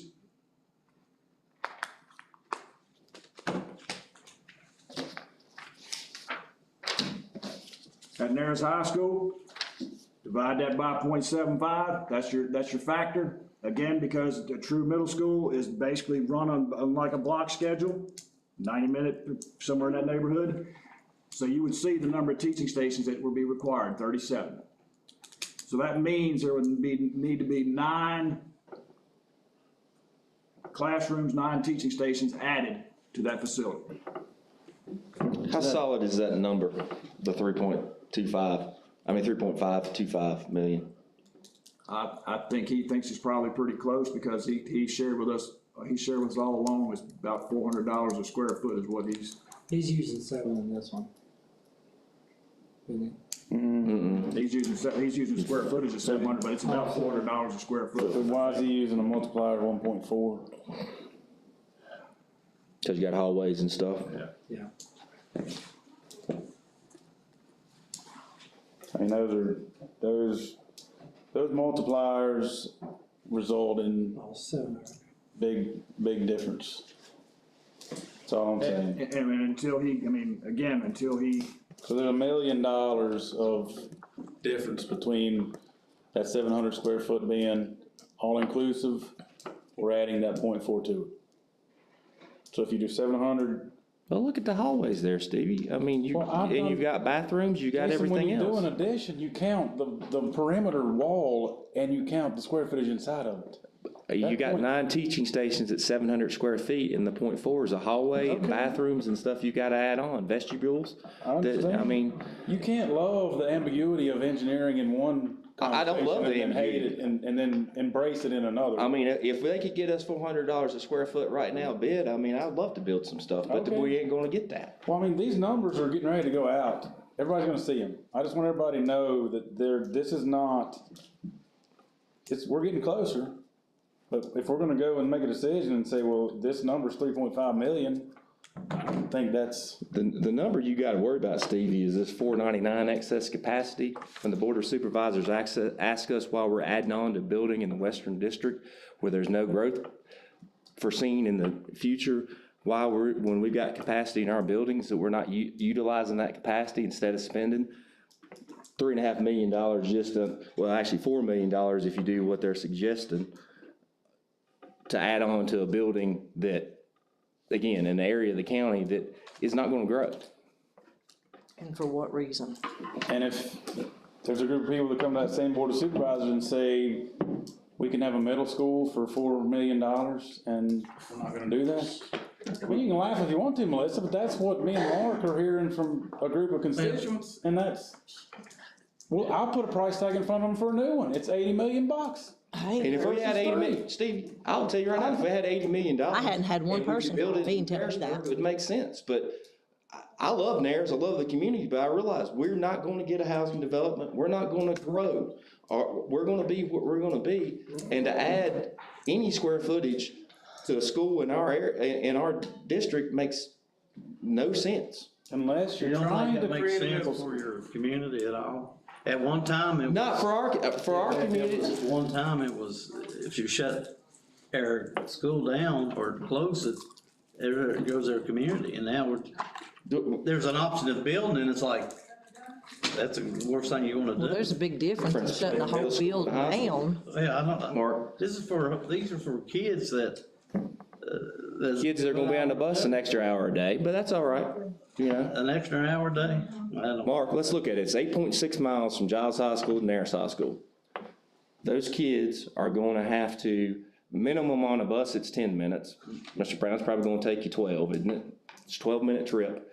You've got 5 minutes to load and unload minimum at both ends of the spectrum. So that's right there, 22 minutes. That's 44 minutes added on with no delays. You know, your interest is so personal here that you threaten to take the kids out of school if it. Mark, I will tell you, it's not, Mark, it's personal Oh, I know. from the standpoint that if it's not done the right way, if y'all shove it through and it's not done the right way, Well, you Hey. think it's not what we're trying to do here? I think it is what we're trying to do.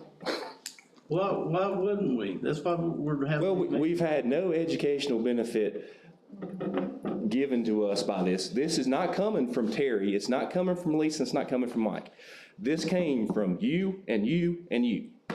That's what you want to get down to. It doesn't matter if we make it gold streets, that you're gonna argue with the point. If everything Mark, was- I'm looking at the cheapest option. If it ain't broke, don't fix it. It's I think, broken. I think it's about to fall off the wheels. Really? Why? I do. When you've got, one teacher with, 4 kids, we can't find teachers, and, you know, you've got the sports aspect, you've got your middle school. We talk about middle school. We need one middle school for these middle school sports, you know. So I think it's about to fall off the wheel. You want to see it fall off the wheels? You take 200 kids that now are getting individual treatment by the same group of teachers in 6th and 7th grade, and you take them and spread them among 3 times the number of teachers and 3 times the number of students, my kids ain't gonna be affected, they're gonna be fine.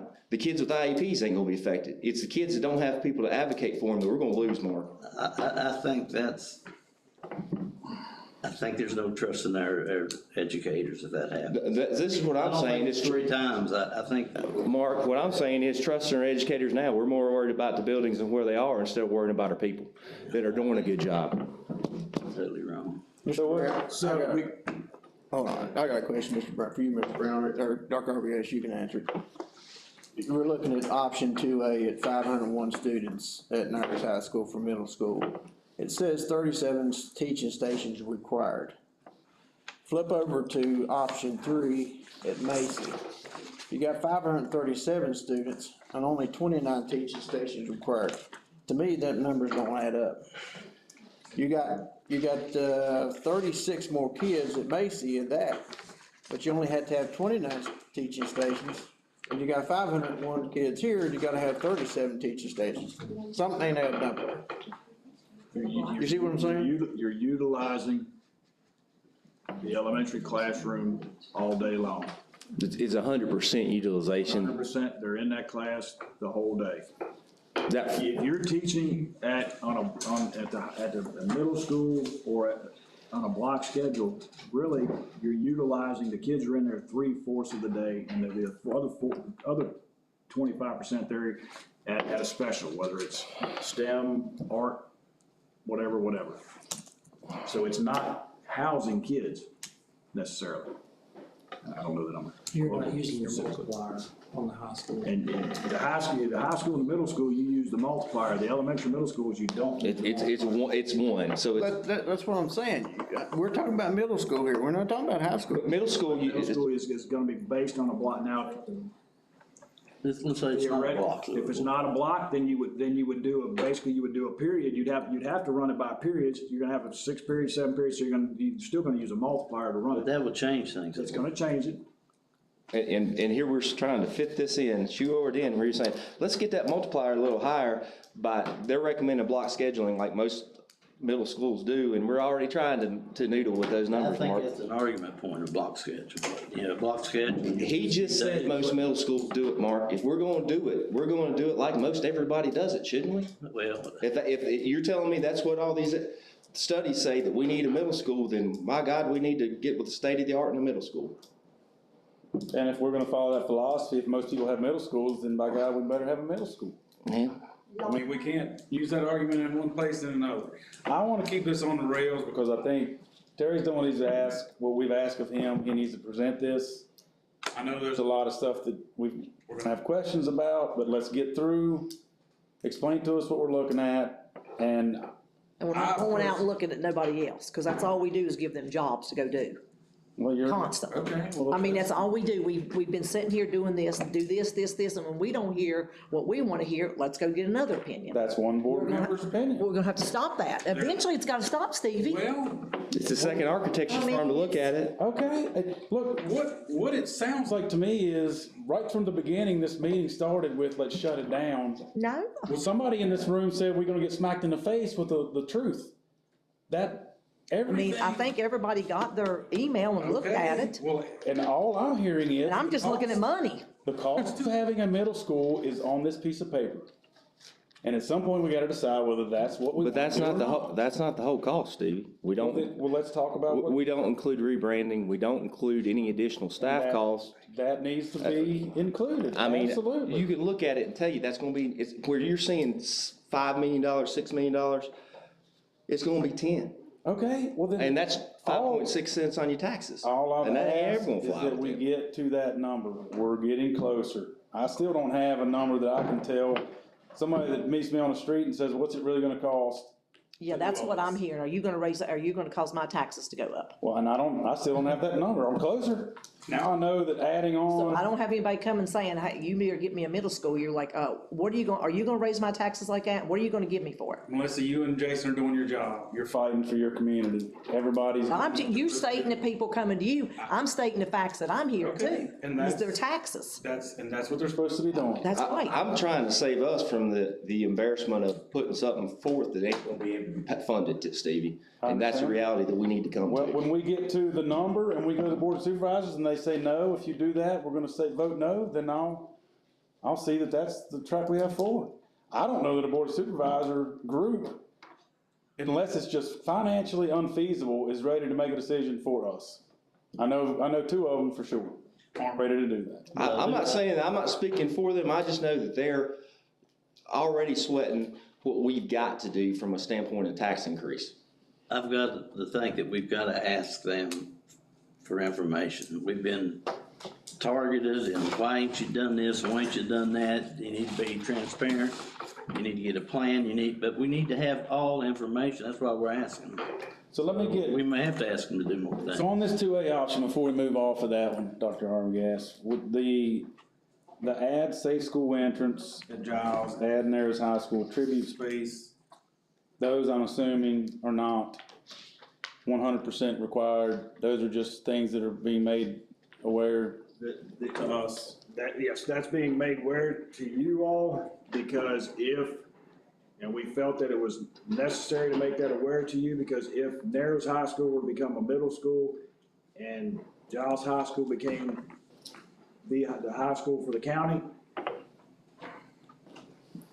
the history for Narrows High School and the history of Giles High School stop at those dates.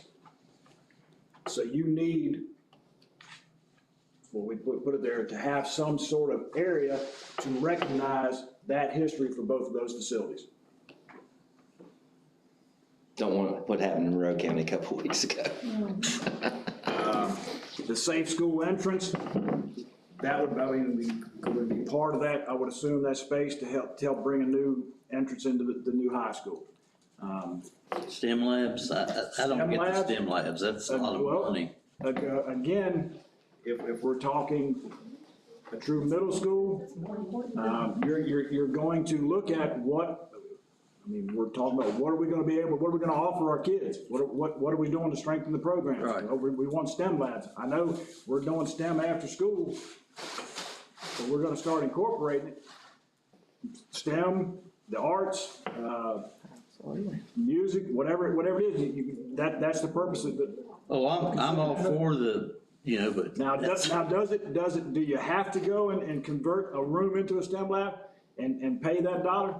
Maybe not, but you still are gonna have to put some money into it to have some kind of lab to be able to do those activities. Well, how are we delivering STEM lab at the 3 elementary schools right now? That was the next question. We're doing it after school, paying somebody hourly, and when we're purchasing kits as we go along. And Narrows does have a science lab in dedicated classroom. But this is, I feel like we're adding, but we're mixing and matching things that I want to make sure we can keep separated. The middle school concept, this 360,000 at each elementary school would absolutely enhance STEM program. The elementary programs. But we're not without that now. You are not required to do that, is the intention. Right, so that's a different conversation in my opinion. Okay. We're just adding another $1 million price tag to an option that is not really in that conversation. I think we should consider it, but my argument would be, once the public's heard that, if we don't do anything, you're gonna spend 360 each of them regardless? But you don't have the rooms to. Well, then, If you move the students out of there at those 3 sites in their K-5, you're gonna have the room to renovate those rooms. okay, that makes sense. And I acknowledge that investment would certainly make this decision show that we enhanced the K through 5 educational experience. Because you look at that, Eastern, for example, you would only 311 students, 18 to 1, you need 18 teaching stations. You're gonna have 7 teaching stations available, so you're gonna have the availability to convert 2, 1, 2, whatever, into something else. Okay. That's But I got a question, can a STEM lab be used as a teaching station? It would be used as It could be. I guess but- you could theoretically. I mean, I remember, biology class, you have a laboratory that you, Right now, a lot of our surrounding school systems, I'll use Radford as an example, when they renovated they did renovate their school. They have a dedicated STEAM lab, and they actually do STEAM activities all the way down to kindergarten through through 8th grade. They do a Project Lead the Way curriculum. And that's probably, robotics and drones and all that stuff, I would think. Yes, sir. Prior to renovation, they used a converted computer lab as their STEM lab, and they purchased materials, they made it work. I think the elementary schools, if whatever option would have the capacity to host a STEM lab. okay. So that's why you're seeing those, that's there. Okay, no, it's good that's good to So know. there was information we felt you needed to have. I think that's high. I think that 640,000 is high, but I think we asked Randy to give us a worst-case scenario and not underestimate it. Which is probably what he did on all these numbers. And it's about, I'd say, that's added space is about $400 a square foot, I think is what the number he used. So that's 900 square feet at his number is what they're talking about. To renovate 2 unused classrooms, we could actually build a new 900 square foot classroom. That's high. I'm a little bit nervous about that. That's high. So 1,000 square foot, whole new from footings up versus just renovating 2. Well, when you got new floors in there already, and you got this and that, and I was thinking all you need is new equipment for them to use in STEM. That's what I I thought. don't want us to turn into engineers on this effort. Just a sanity check. Yeah, well, we would if that was the direction, and we would narrow it down to. Okay. But you gotta keep in mind that any of those costs up there don't include the roof, windows, Right. HVAC, lighting, whatever, any of that. It doesn't include that. Anybody got any more questions about option 2A right now? 2B is the same, basically the same thing, except it goes from 18 to 1. We asked him to go, what happens if we go to 20 to 1? Go to 20 to 1 just to see what that does. And you can see what it does there for the concept of a middle school, still at 501 students, 20 to 1 ratio. You would need 33 stations required. Teaching stations have 28, so you would go from needing 9 in the option just talked about to needing 5 teaching stations here. And still similar items the rest of the way down. I'm not sure what kind of an ag lab renovate they're doing to the ag shop, but that $408,000 would build a 1,200 square foot addition. So those STEM labs must be something else. That's Oh, you got HVAC, yeah. You're looking at, I think, what shop, he's looking at a shop. You gotta convert a shop. I get it. That's, Fine. you're Equipment. moving the equipment, the lathes, the table saws and. I'm seeing the challenge to take any kind of additional capital project to the Board of Supervisors. I'm trying to figure out how I would sell that, I understand. that one particularly, Well, so. I would hope if we're there, we're gonna have a better number than, a refined number. Okay. Again, will any classrooms be needed on a 1 to 20 ratio? Need 5 at middle school. Now, that's talking about teachers staying in their classrooms, planning period. Yeah, If you want, if we want to have administrators develop a schedule that we have teachers on a cart, God. Oh, we can go that direction. I'm gonna go on record as saying that I'm not, okay. Yeah, I've already had one teacher want me to ask you directly, Mark, if she was gonna be teaching with a cart. I mean, that's what it would have to be. So the .75 is because we need, the teachers need to stay in their room to do their planning periods. That's their planning period. Okay. And under the middle school concept, you would also probably have, planning period the same for a grade level, so they could plan together, lessons and that sort of stuff. Common plan. Common plan, thank you. I mean, so I don't think it's reasonable for us to consider any option where we're taking them away from their computer, their files, their desk. I am gonna support Jason in this regard, that if we're gonna look at doing the middle school, we don't need to piecemeal it. I don't want to be any part of that, so if we're gonna do it, I wanna know the number to do it correctly and not have teachers immediately upset and leaving. I don't have any interest in that situation, so if we're gonna do it, I want to know from our experts, you, our engineering group, what do we need to do?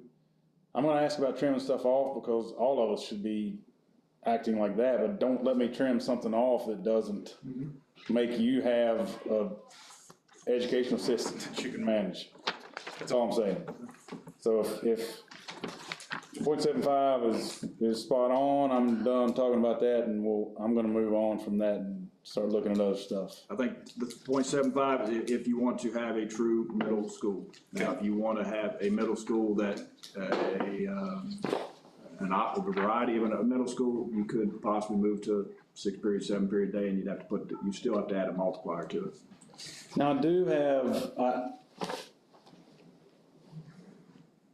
the difference between an 18-to-1 and a 20-to-1 student ratio from a cost standpoint is not insignificant.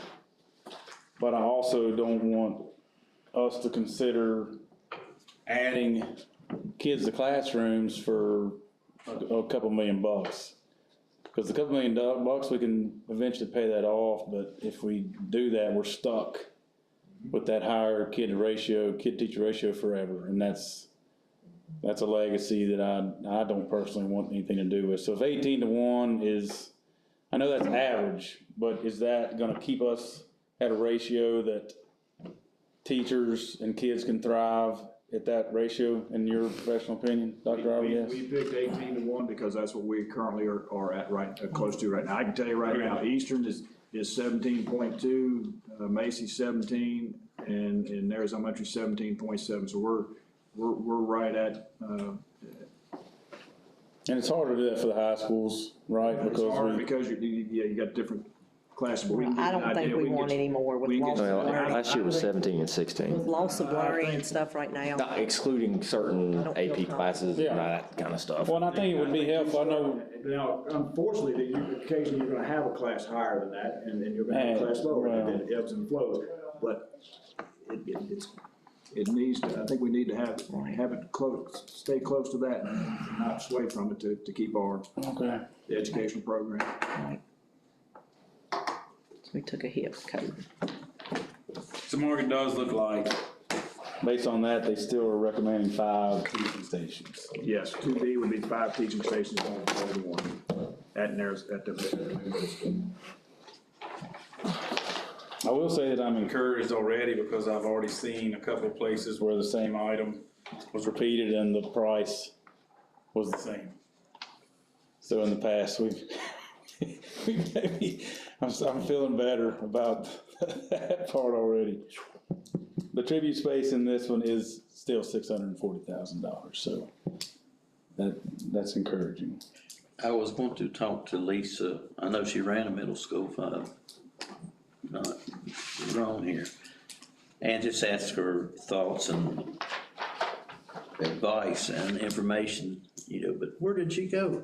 She left. But we can do that next time. That's what she's doing. That was a good call. And again, I mean, Ms. Mustane's been part of the conversations that we've had through this and creating some of this, so that's why. She's been there and she knows what to do. I would at some point be interested in actually, I know we try to figure out how many kids are in each class, and I get this question over and over. Do we know actually how many kids are in each high school classroom? Yes. Without actually walking in there and looking in? We can go back to Power School probably now and print off for you a schedule that shows for each teacher, how many kids are enrolled for each class.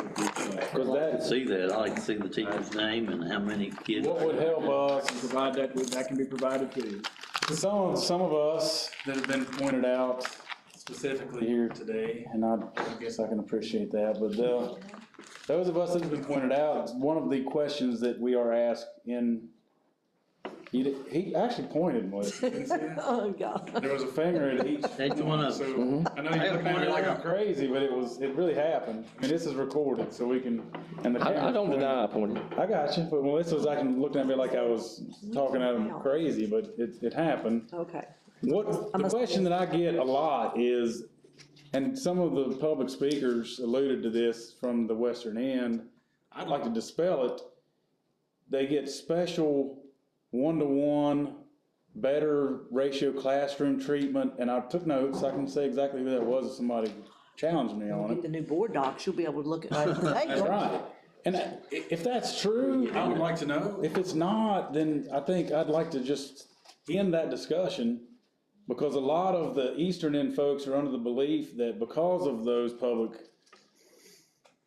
presentations and other things, that there are better circumstances at Narrows High School, better teacher to student ratios, one-on-one education. That we hear a lot of that, and if that's not true, let's get the numbers and help me message it. And I think what you're hearing, I think we talked about that with Brian, is how long is the block, 75 minutes or 90? Blocks 90 to 95 minutes. So you've got a 90-minute class. Obviously, in a 90-minute class versus a 50-minute, 48-minute, whatever our second period day is, a teacher's not going to lecture for 90 minutes. Right.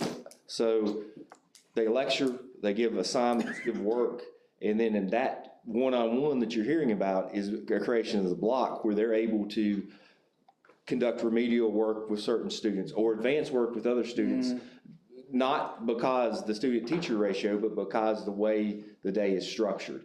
They're teaching 3 classes in the time that they normally be teaching 5.5. And so I would They like get all to. their homework done in that class. Yeah. a lot do. Much, And that, when somebody asks me that. but it is I would- good for remediation. That would be a good way to explain. In the future, public speakers may wanna maybe explain that a little differently, but that, it comes across as there's a better teacher to student ratio, and we can give one-on-one. And that's all the public hears, so they assume that there's 13 and 14 person classes at Narrows High School. I would love to be able to have that piece of paper and say, that is absolutely not true. It's the delivery block versus 7 period that is providing the ability to do that. And then people know the facts. But But I think the block was designed to teach 2 classes, I think. It's designed to teach the equivalent of material, 2 days worth of material, but.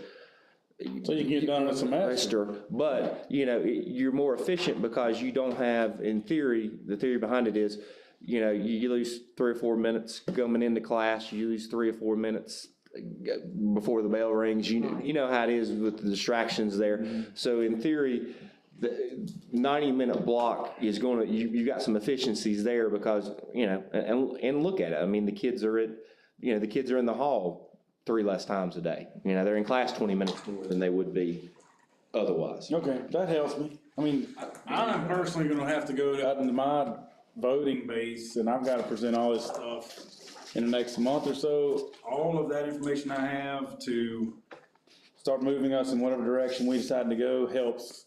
We can Whatever I can dispel, that's one less thing I've gotta try to explain. We can absolutely provide you with, from both schools, a list of classes and numbers that are enrolled. So 2B compared to 2A is the difference in 3.52 million and 1.96 million, pretty much. Yeah, it's difference in 4 classrooms. Okay. Or 4 Anybody else got any questions about number 2B? All right. Option 3, that we've discussed, We're in Narrows High School, and again, this could be adjusted. Narrows Elementary could be K-5 or K-6, but for this option, we do. Okay, let me just ask you on this. Could there be an option where it's Narrows, where Narrows is not affected? They should remain K through 7 and 8 through 12. We've got the capacity to do that. Is that correct? Yeah, I think yes, I would think we'd have the capacity, but again, you don't have any ability for any growth at Narrows Elementary, where we do. Well, again, I think, you know, Yeah. it's the least likely to grow in the county. Because I don't have that number, well, I do have the number in front of me. If you're K-7, Narrows Elementary is, what we say, 480. Yeah, so but if you did K7, the $4 million would be zero. 480, and capacity at Narrows Elementary is 540. So 480 and add 18 to it, 490. You're right at 500 in Narrows Elementary, pre-K, pre-K8, pre-K7.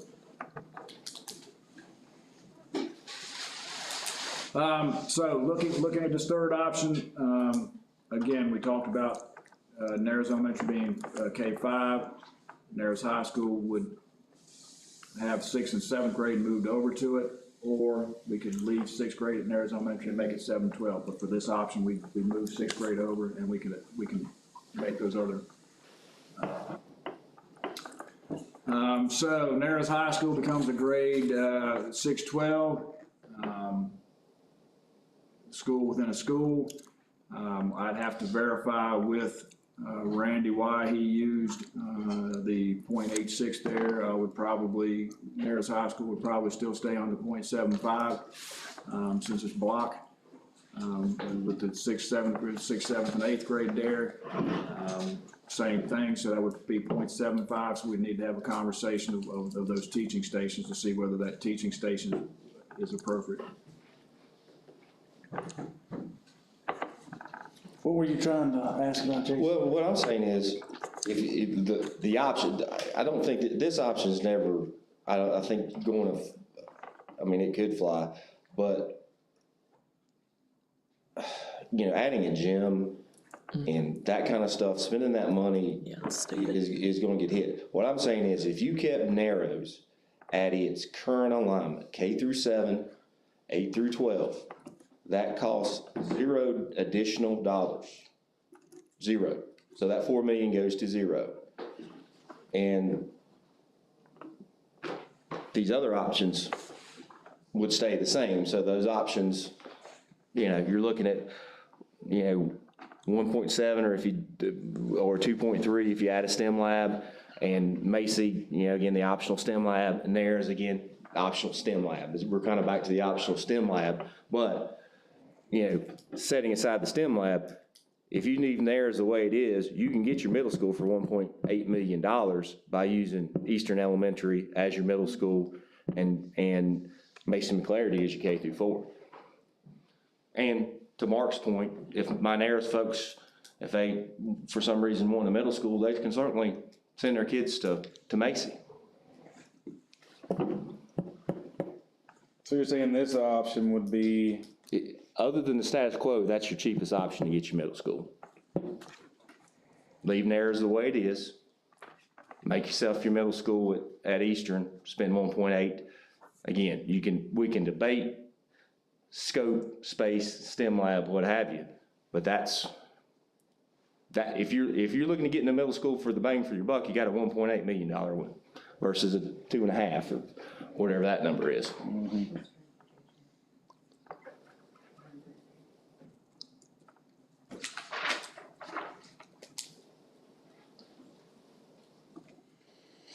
I mean, if those numbers work, Terry, I hate to throw another option. Here's the thing. Here's this. Let me just say about this option, Stevie. One, we don't have to add anything extra for Narrows. Number two, we don't have increased transportation cost. We've got the transportation costs we have now. We may have some when we figure out between the Eastern and Central District but we already running buses from Eastern to Central already because of Eastern Elementary to Giles High School. So you're not gonna have that.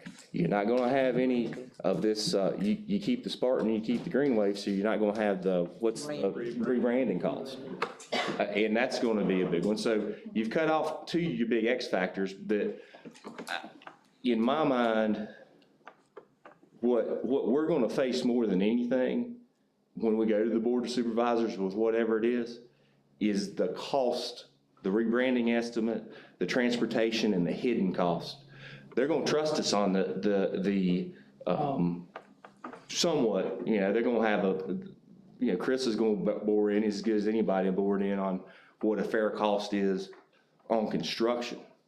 But they won't trust us because there's our numbers that they don't trust us on our estimates when it comes to that. And it's government, people don't trust that we won't have creep cost for additional personnel and those type things for some of these options. But this is the one that's probably, like I said, if you want a middle school, there's your $1.8 million solution.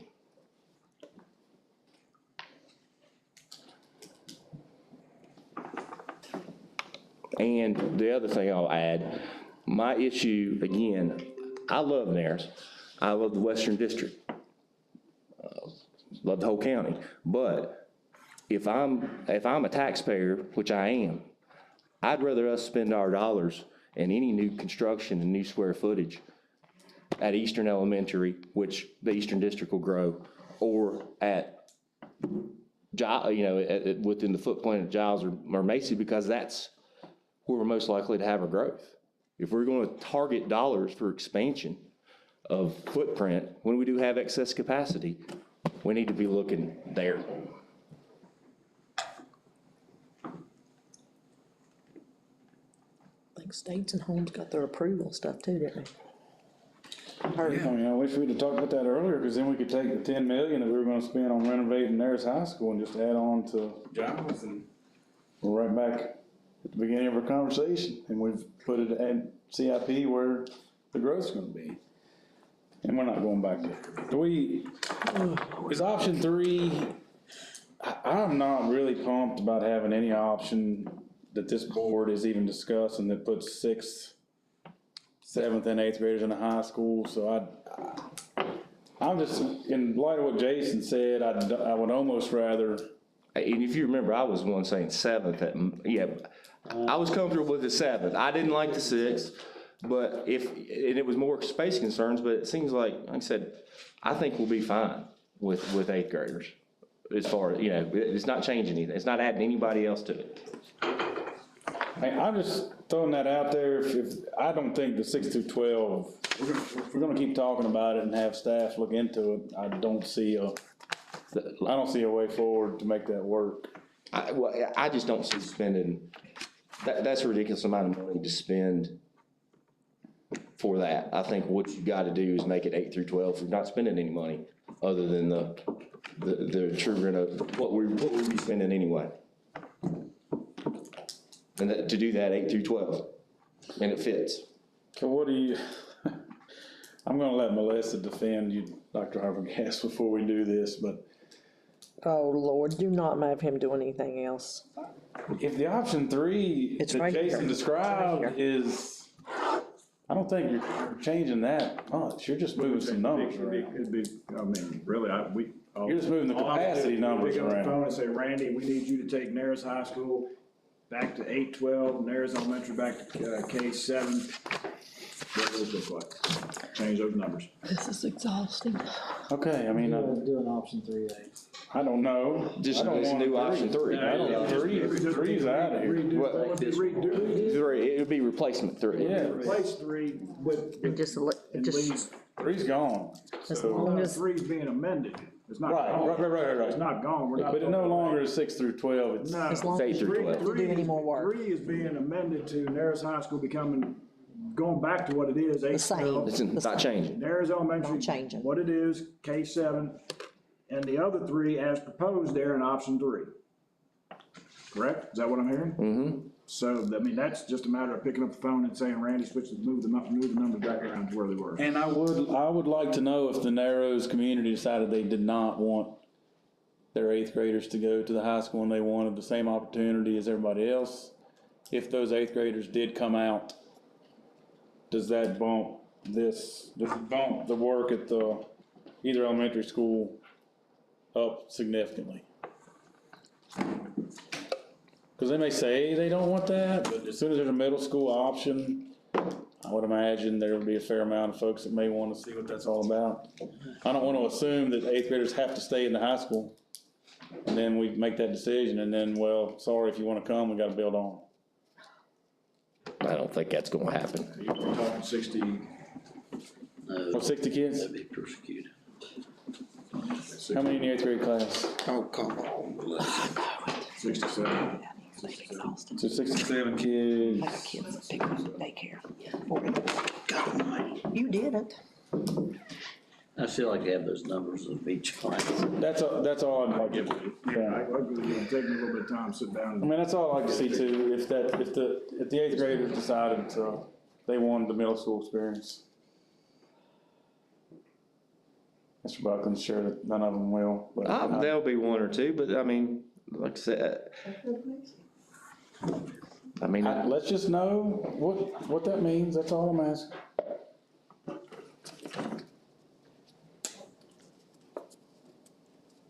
Anybody got any more questions about option 3? No. Okay.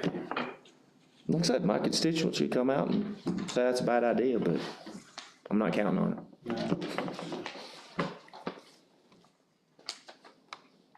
All right, so what's the pleasure of the board moving forward, and you tell us what do you see your milestones moving ahead, Dr. Arbogast, so we can make sure we're moving quickly enough. Not sure what I don't know what he's asking either. Tell me what you're asking first.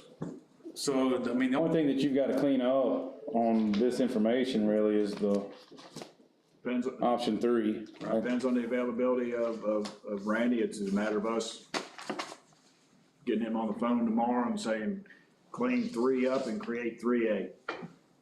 No, you're getting rid of 3. It's a new 3. Well, but I'm saying, No A's or amended B's. option 3 with 2 Narrows schools gonna staying where they are. And then 3A, moving the 8th grade out of Narrows High School to Oh, okay. Eastern. That's what I'm talking. That's Okay. that's what I just heard. I think he's wanting to know what the capacity, were you saying, I don't need I want to know are you wanting to know if 30 kids go, is that going to push you to, if 30 kids from there say.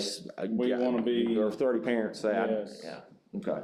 that's all I want to know. So where's your middle school? I guess what he's saying is, what would be the excess capacity of Macy? I think Macy's a better location. That's a conversation for down the road, I guess, but. Well, so you're telling me you wanna switch those Eastern and Mason?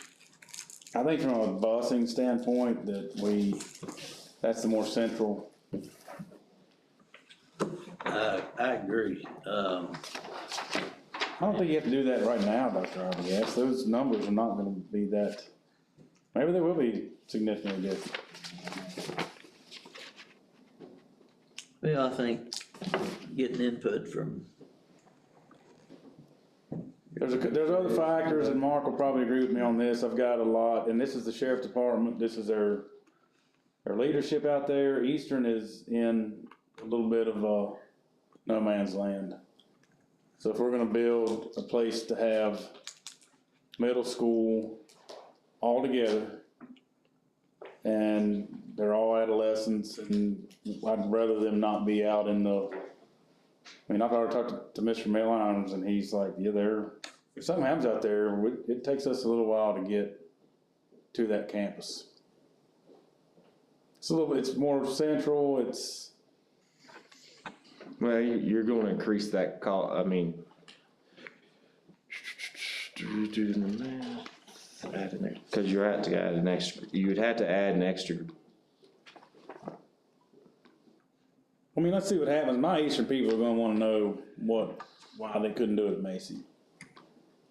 And vice versa, for your folks, Mark, probably. Yeah, well, I mean, I'd like to see that number. That's the only switch on that one. So Mr. Macy, All my people care Yeah. about is money, how much money. So you're taking what, 100 kids, so it'd be about 437 to 548 if you switch the you're gonna have to change the grade alignment to, if you do Macy's gonna have to be 4 through 8, won't it?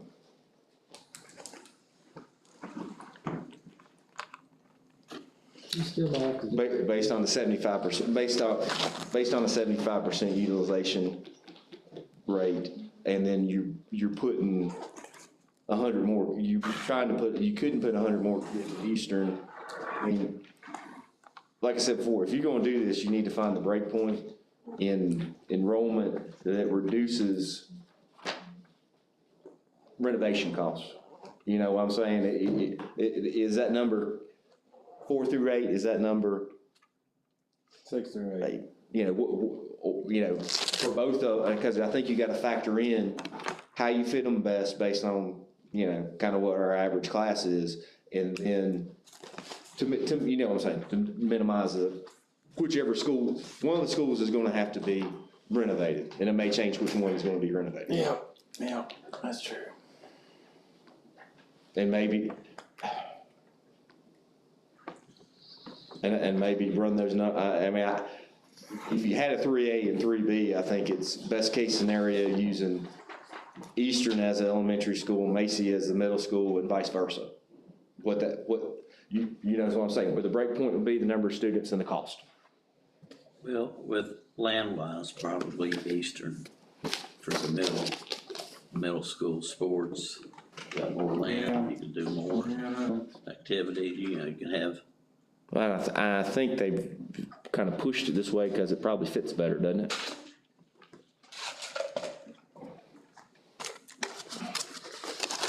And, middle school sports is gonna be a big thing. I think it's gonna, Oh, I think people on Eastern End would love that, but I don't know, I'm also thinking about, while 8th graders might not be excited about a middle school in Narrows now, they might at some point. And would they rather be bused all the way to Eastern? 12 minutes from the county line, or would they rather go to Mason? Again, I don't wanna not have looked at any of those concerns, that's all. No, I understand what you're saying, but we're concerned, but you guys are expressing concern about, I appreciate your concern for my constituents and being bused to Eastern, but I'd be more concerned about your constituents being bused to Narrows. I mean, if that's that big a concern, that we're worried about my constituents getting bused all the way to your district, I mean, wouldn't your constituents have the same concern about the middle school? We don't work the same as yours. Yeah, They think differently, and that's okay, that's okay. We're not wrapped around the axle about that, we're more looking at long-term and what is in the best interest 10 years down the road, and that's a different mentality, and that's. And I'll raise one point, and it should concern us all, because if we don't make the right decision, Delegate Ballard, before he went back to the House of Delegates, had a letter to or editorial in the Roanoke Times, and he's proposing, and I don't know, is it out of committee? Don't know where it is. Something that's got, I talked to him, it has some bipartisan support, but should concern us is inter-district transfers, which would require Montgomery County to take. Yeah, I don't know how that happened before anybody talked to us, but that's. Well, it's school choice, the Republicans are gonna be pushing school choice, and this is something that may have bipartisan support, because you're supporting only public schools and not private, and that's a small victory. They clearly don't understand how we're funded. well, they're kinda doing that right now anyway.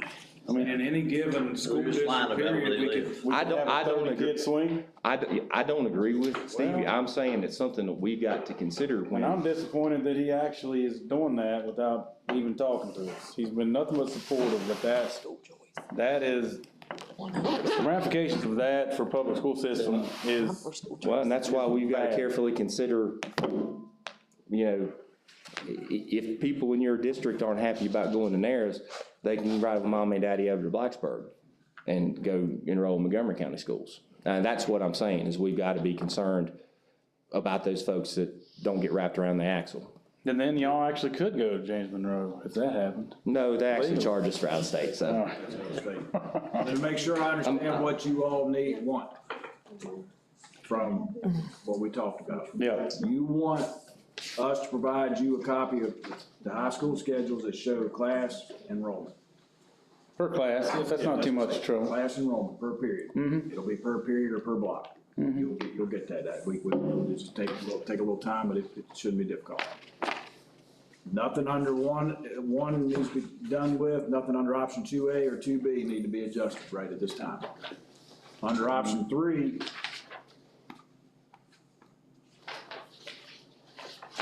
I would ask for something for 2A and 2B.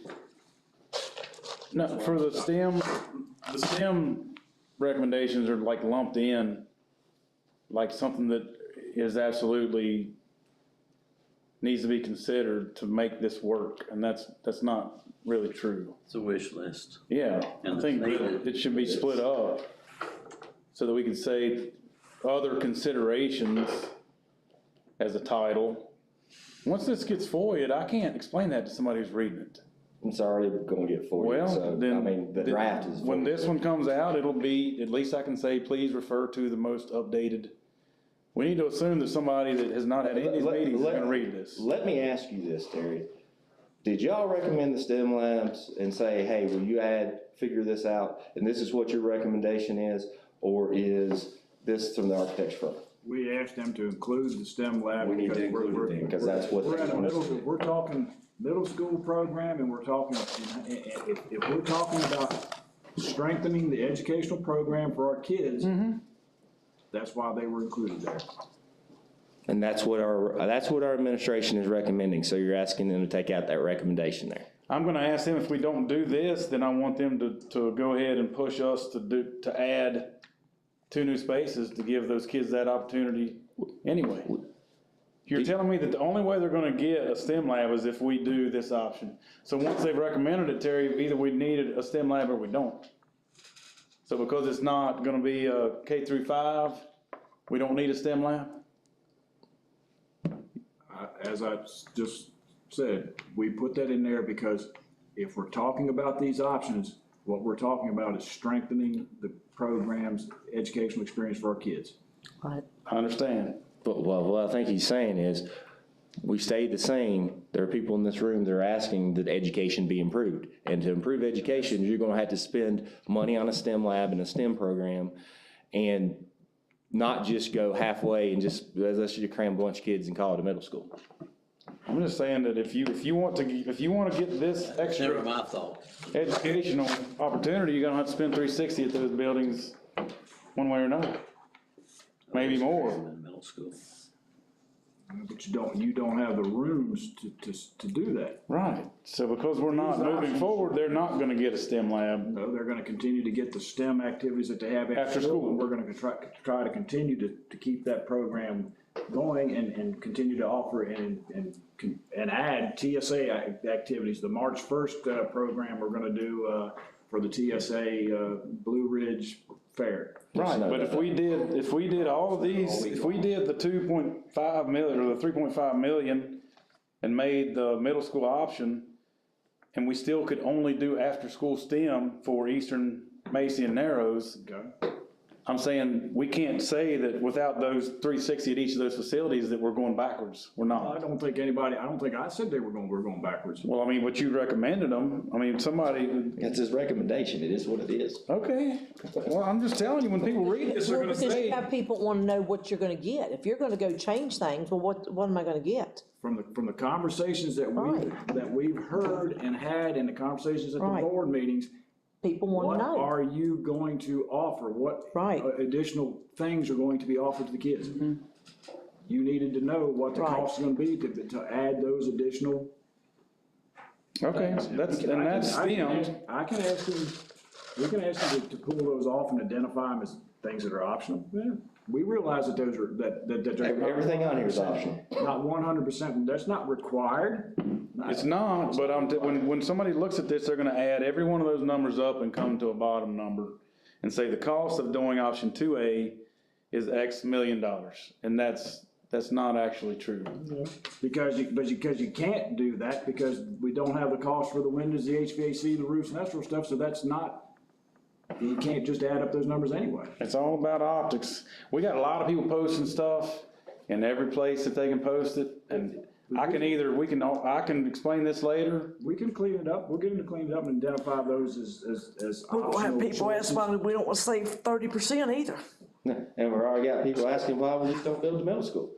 And they don't listen to the meetings, they aren't educated in it, so I mean, Yeah, that's not, We'll ask them to identify those and identify all that the STEM lab is. Here he is, more work. As optional items. Steve, I still got people that ask me, why don't we just put them all together and we can save a lot of money? You know, and that's not, we had 2 architecture firms say that's, you know, those numbers there aren't that. I mean. I'm getting more, the closer we're getting, the numbers are helping a lot. Anything else under 2A or 2B you wanna see? That you need to see? We'll get him to alter that. Under option 3, if I understand correctly, we're gonna have a 3 and a 3A.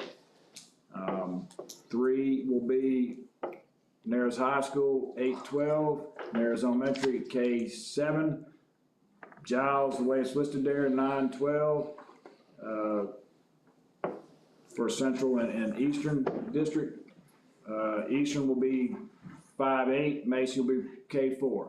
And then 3A will be same Narrows and Narrows, and then Eastern and Macy will be flipped. Grade configuration. And just put whatever he recommends, if he comes back and recommends for the 8 through 12, K through 7 at Narrows, you know, I'm assuming STEM lab. Just consistent with the other options that, so that it doesn't seem like, you know, that's mandatory.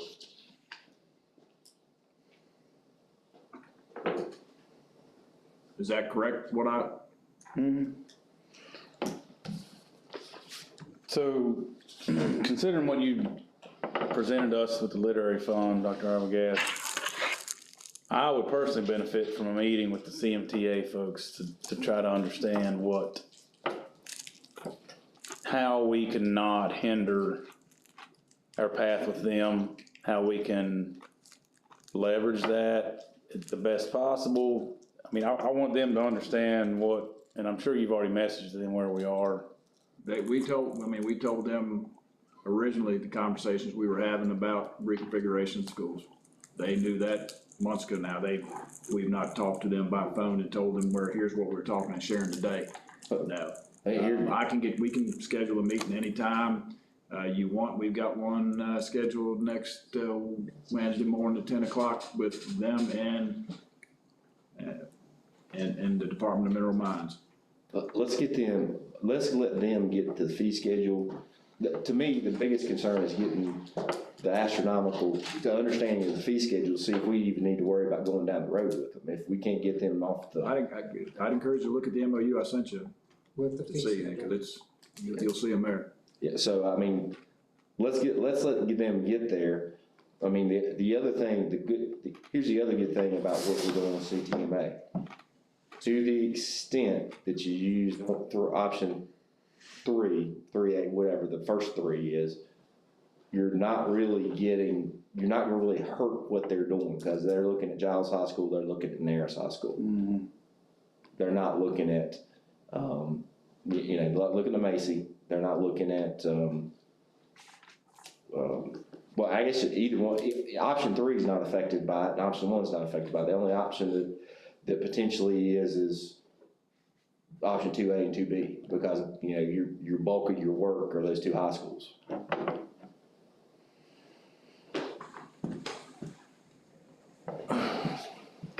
Yeah, I mean, I wouldn't mind just sit in and ask them some questions on that Wednesday meeting. We're 10 o'clock. Is there any other board members? I know we can't have more than 2, but I don't wanna.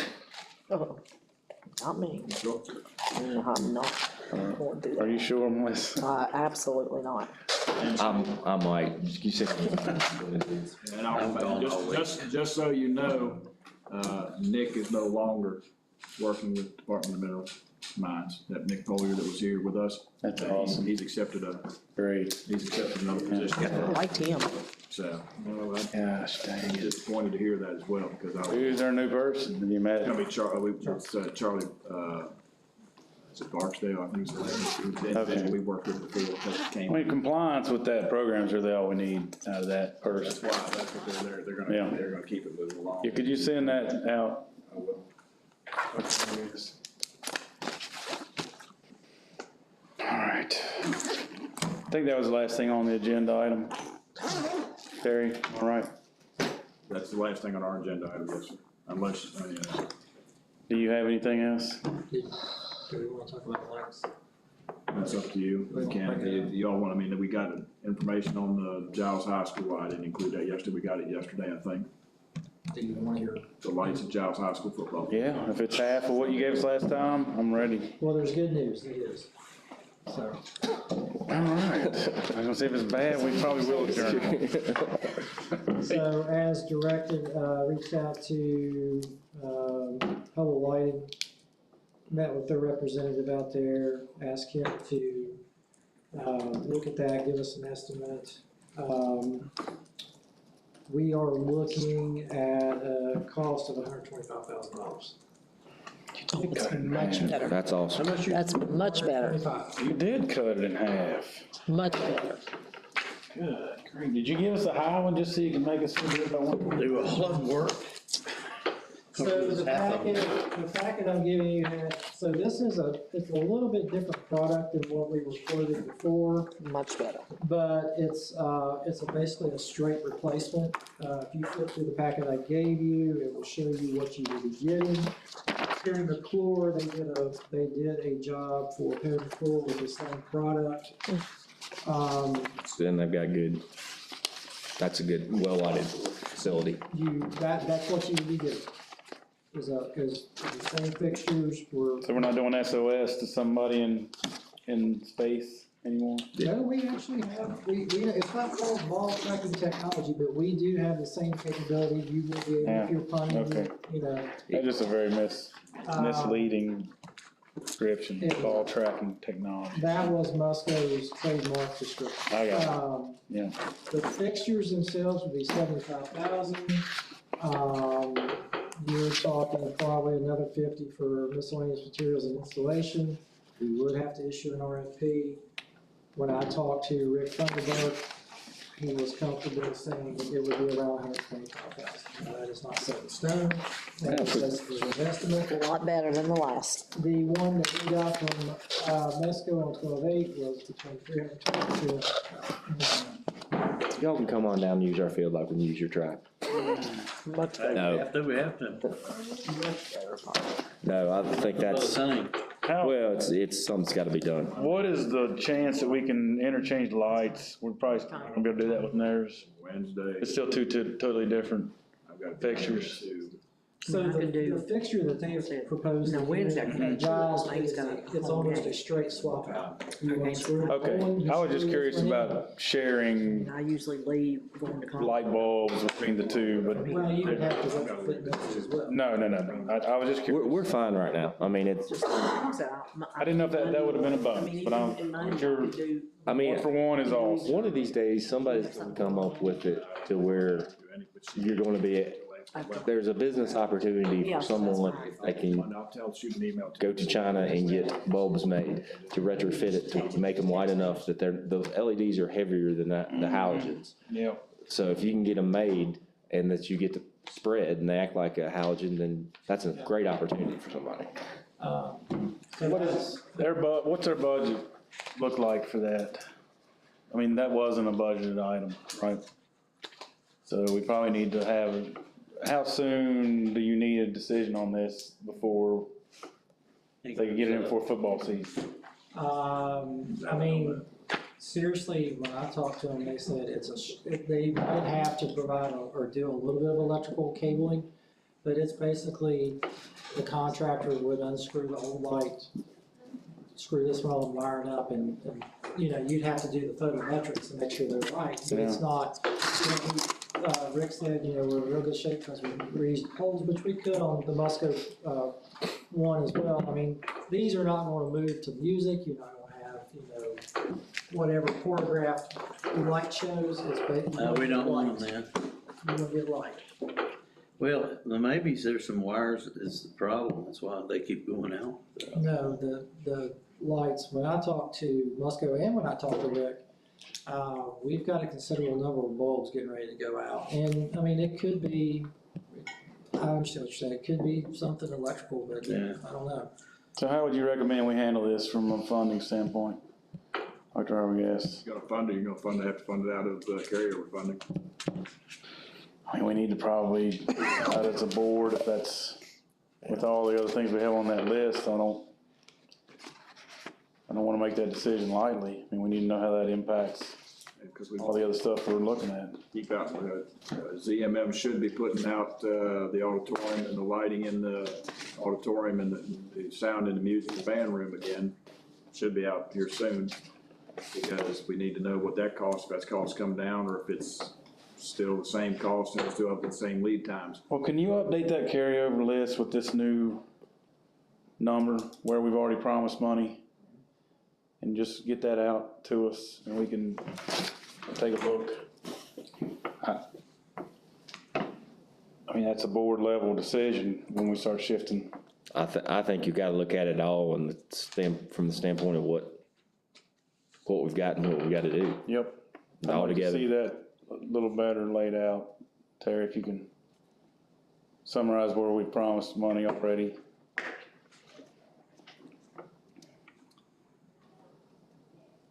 Would you like to hear about the Ag Lab?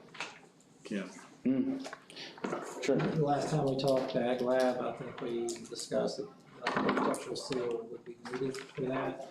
I have got the project to the point where we can build an architectural seal. And I got approval from John Ross to move forward. He will issue a building permit. I have to get, I meet with that to the town of Harrisburg to check on zoning. Other than that, we are ready to go on that. This is my copy, but I'll be happy. This is what I submitted. This is what we submitted to John Ross yesterday. So I made a few changes on that, included a building section. We just had a note on it that if we do build that classroom in the future, we will have to get an architectural seal. Okay. As right now, to build the bathrooms, we do not. Can we make sure has he said that what we're proposing is the code? Because I guess what he's saying is if we propose this later, he can reach back and tell us if these aren't, we gotta We're going to secure a building permit, which will ensure that we are Okay. meeting code. Okay, That's how I took that. that's what you remember him saying, right, Mr. Buckner? That's what I remember him saying, but the problem is, we touched that building and ADA changes were proposed, but It will. so it will The ADA currently- should grandfather, no, It will no. currently. that's why one of these south end zone doesn't touch. It will currently meet ADA. I think it should, I mean, Basically, the biggest He's got thing for the turn ADA, radiuses, right? I don't think they're gonna make Yeah. wheelchairs bigger. people getting bigger, Steve. Let's hope they do airplane seats first. We'll do it. What's the bottom line number? should be right there. Okay, well, I think we're gonna do wood. I mean, my 38, understanding is. 39,000. Oh, block is, 22, My 22 was understanding is 16. materials are coming down a little bit. I mean, it's not gonna make a significant difference. 17, so, and Kevin's gonna cover part of that. Yes. That's gonna cover part of Still it. have part of funding there. Awesome. yeah, block is not, you can't get it right. That's why that number's so. It's about 17,000. You guys good with that, with Kevin covering part of it? Yeah. Oh, that's just, Yeah, it's, Before I forget, I did write something else down, because we talked about it at one of the meetings, I forget which meeting, middle school soccer. They are having a tough time finding a coach. They're there are no officials for middle school soccer. That, and theirs last year, they didn't spend any money on officials because the coaches left. They use the coaches to officiate, so. If we can get it off the ground this year and, I'm just, they Give 'em- haven't found a coach, they can't find a coach, they don't Yeah. have anybody, Nares is still trying to find a varsity coach. Yeah. So, It's Henry left, right? yeah. Emily That- can't. Then they have concerns with uniforms as well, so I mean, that's other items. We'll have to figure that out. Well, they can afford $6,000 for that little sprayer every year. Out of the athletic What's fund. that got to do? What's that got to do? what was that? Sprayer. What you talking about? That, the robot, All that money's donated.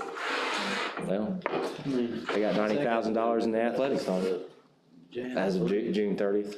I mean, that's typically we don't buy uniforms. I mean, that's what we said, told the band, and they have, Nares funded it. I think they funded it out of their, middle school uniforms came out of their athletic fund. I mean, that's, I support that, but at the same time, you know, this idea that it's not helping the high school program, that's your feeder program. You know, that's. So I had a couple questions from some folks. I'm curious. The boosters, I don't think we really have any jurisdiction over that. That's just good folks. No, right. So, but we have athletic funds that are in school system accounts. Is that not correct? We have money that we've given to allocated to both high schools for their coaching. Right. Correct. And then you've got the fund accounts where they get ticket revenues and those things that are. I would like, do they report the balances to you? It's in your, Each year we get the audit, We get that book, that in the little audit. audit book, because they're, all that's in there. if you can't find your copy, let me know, I can print a copy. You want a copy? I would. Each school, what's in their Right. account. Like if I want to know what basketball had in their balance right now. It's in that well, you book, want that right now, you know June It's not 30th. right now, it's as of June 30th. right. But what I would like to have a little better ammo is when I walk into the building and somebody says, yeah, we're gonna be asking you for this because we can't afford it. And I'd like to be able to flip to my paper and say, actually, you have $60,000. The only way we would do that is we'd have to ask the schools to print us a ledger accounting of what's currently there. I think, I mean, I'd like to have that, but if anybody's giving us a request, Athletic event counts, we'd have to. we know, you know, I don't want people crying poor. I know what you're saying. You don't. I'd like to know what condition all of our sports programs are in. Because if we do have one that is allegedly paying the way for some of the other ones, I would like to know what that looks like. And I agree that to some extent we have to do that. Yeah, fall sports. We have Who's to. gonna pay Well, how it's broken down, Steve, I think, college if I'm level? correct, ticket revenues go straight in the athletic fund, period, at both schools. Otherwise, you wouldn't have the balance. And then there's money allocated through fundraising for each sport. Program does a fundraiser, they can do a fundraiser. I'd like to break down all that. Because there are a lot of people, me included, for the last 20 years that have had no idea who's got money and who doesn't. Well, I mean, for example, I And remember. if we get pushback, I'm gonna know that somebody's a little bit too protective Your of money school that's. goes on like rotation basis for like uniforms, you know, and Well, that's fine. I mean, they shouldn't have any problem telling me what they've got in that balance right I mean, now. people, the problem is people will be shocked if they saw, I mean, I just remember Giles has within their accounts, $400,000 of, we got about 150 in athletics and. What you got in the audit is what was there at the end of last year, but we don't have a update, we'll have to ask for that. But if the coaches have a budget and they're managing that money, they should be able to tell us what they plan on spending that money on. Well, actually, that's the thing. We don't get any report of how that money's spent at all. I think It's a little Wild West, I think, in my opinion. I'm not telling them we're gonna micromanage them, but I would like to know if they really are starting to struggle, where we might need to supplement and where, I mean, I don't want one program sitting on a big surplus of money and another one's struggling and they can't ever get off the ground because they just don't have ticket sales. What, I mean, I can just, Well, and that's not, your ticket sales are gonna go into the general athletic fund. And when Chris Helvey does the baseball, the concession stand, that will go into his baseball account. Baseball does a fundraiser, it goes into baseball account. But the AD decides where that general fund and how that general fund's split. They usually, I think they use that for referees, buses, and sometimes they'll supplement and give money. I don't wanna cause a lot of extra I work. know like with us, with athletic fund, like if they're getting ready to do it here in February, they'll bring the forms to us, and of course, the principal signs off on it, of safety first, and then they have to show me that they did a fundraiser. They have to show me what they spend, what money in their account, what do they use their money for? You know, like, are they buying, so like if football says, hey, I'm gonna buy home uniforms, will you buy me a set of away uniforms? And then then that's how we like decide. But they says, this is what I've got, my account, and this is what I spend my money on. And that's what I think. But that's just like athletic fund. I just do that on the I think we outside. should be able to see that, so when they come and ask us for something. And you have to get a. Well, and the other thing is, it's nice to know have to get people, they're gonna ask you I get questions, how'd Giles get that? And you get questions, how'd Nares get that? You can say, they spent their own money out of there. That's right. You know, cause that's where a lot of this stuff comes from, is people don't realize that they think we hand it out. We just need to ask for it to be Yeah, we drawn off. do. We're making more work for you, We David. put a lot of money down there. That one's been on my mind for a while now. They did. Actually, They wouldn't took have that off the bookkeeper. Their athletic budget's not very big, but we're picky. Terry. There's one thing that does concern me about our conversation we had the other day about the Insta screens and what the medical director told you. And I'm not saying this, I don't bring this up because I sued this board when I wasn't on it.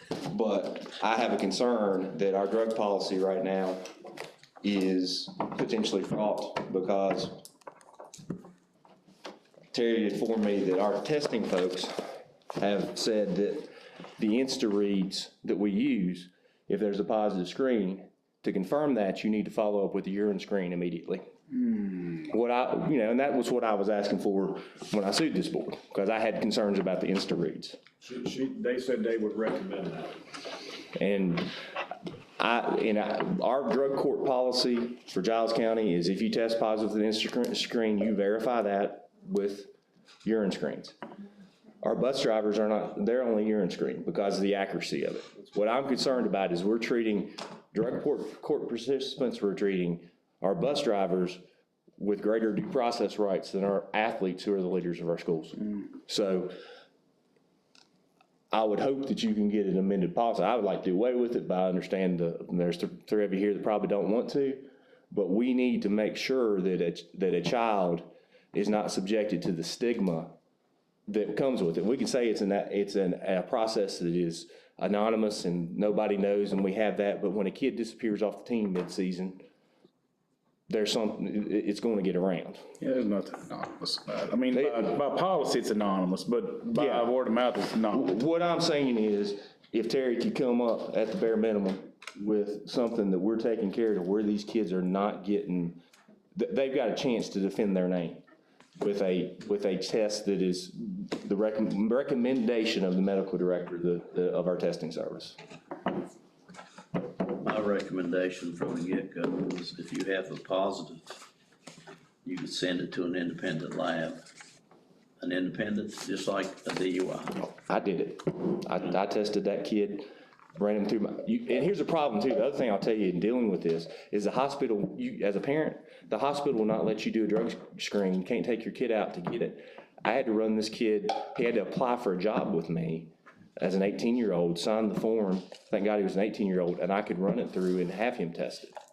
And we tested him at the lowest level, the most sensitive level they could, and they didn't do it. I mean, But It should not be on the parent when they don't have the resources. We're the only people that get that test done, is what I'm saying, so. I don't care how it's done, if it protects the child and their innocence.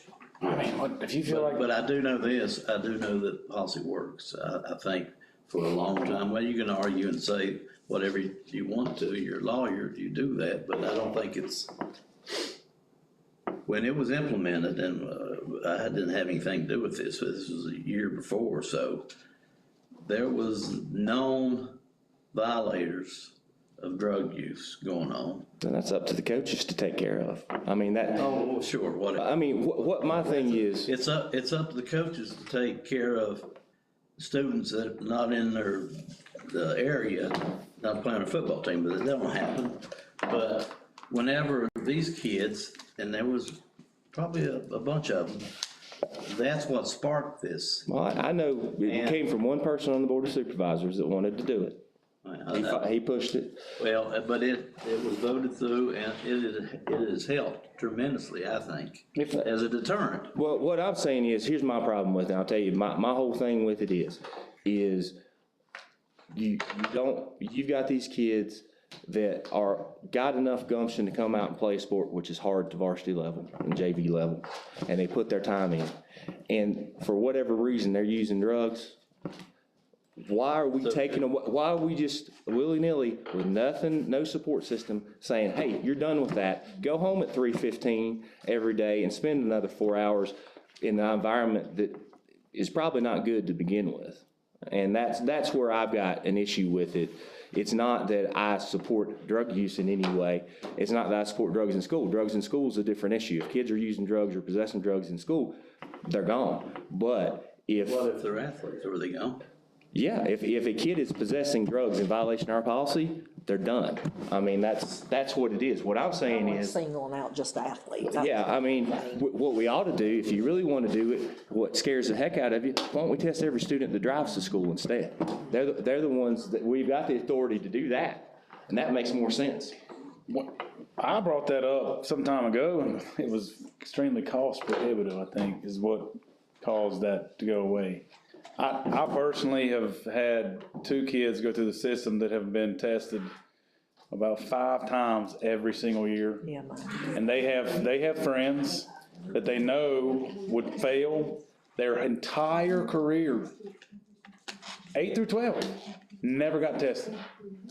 We're not that big a population, and I don't. Yeah, I've got a We problem. don't have anything to I know, do with random selection. Well, We chose the entity that does the testing. They do the random I selection. understand that. Based on the rosters that are given to them. I understand, but You should be We got out of that tested many just years like you ago. I'm not saying we get back into it. I'm just saying if we want to fix the fundamental issue, If you're gonna do. we checked a box and just got out of it and said, well, they have some random, and if we see that we're missing, we need to be human beings and use our brain. Extracurricular activity too. I think we're defending ourselves saying, We got a lot of Say it's random. extracurricular activities. If you have any influence and say. I know. Yeah, we say. I understand that. We start saying, oh. I understand that. This group need to kick him in too, then we've gotten away from random and then I just think we need to, when we see things like Jason, and we need to be able to ebb and flow and move with how things, what data we're getting back. If we're not hitting the mark, we need to think about a better way. And I don't know what that is, but it's just weird that the same kids get tested over and over and over. I mean, it's about it, if you. Maybe, I was gonna drop off the board one year and see if they still got tested. No, you're not the only person that said that. It's just incredible. And I'm just talking about Giles High School. I'm just talking about one campus. It is incredible, the amount of kids that get tested over and over. Talk to Lee Blaker. The same ones. His 4 kids. And I mean, I'm a statistic guy. It should not be statistically possible for that to happen. It leads to suspicion, just like not knowing what athletic budgets are. That's right. So we continue to relentlessly pursue the facts, Dr. Arbogast. And I've got keep giving you more work. All right, what else we got? I move to adjourn. Got a motion? I'll make a motion. Second, all those in favor?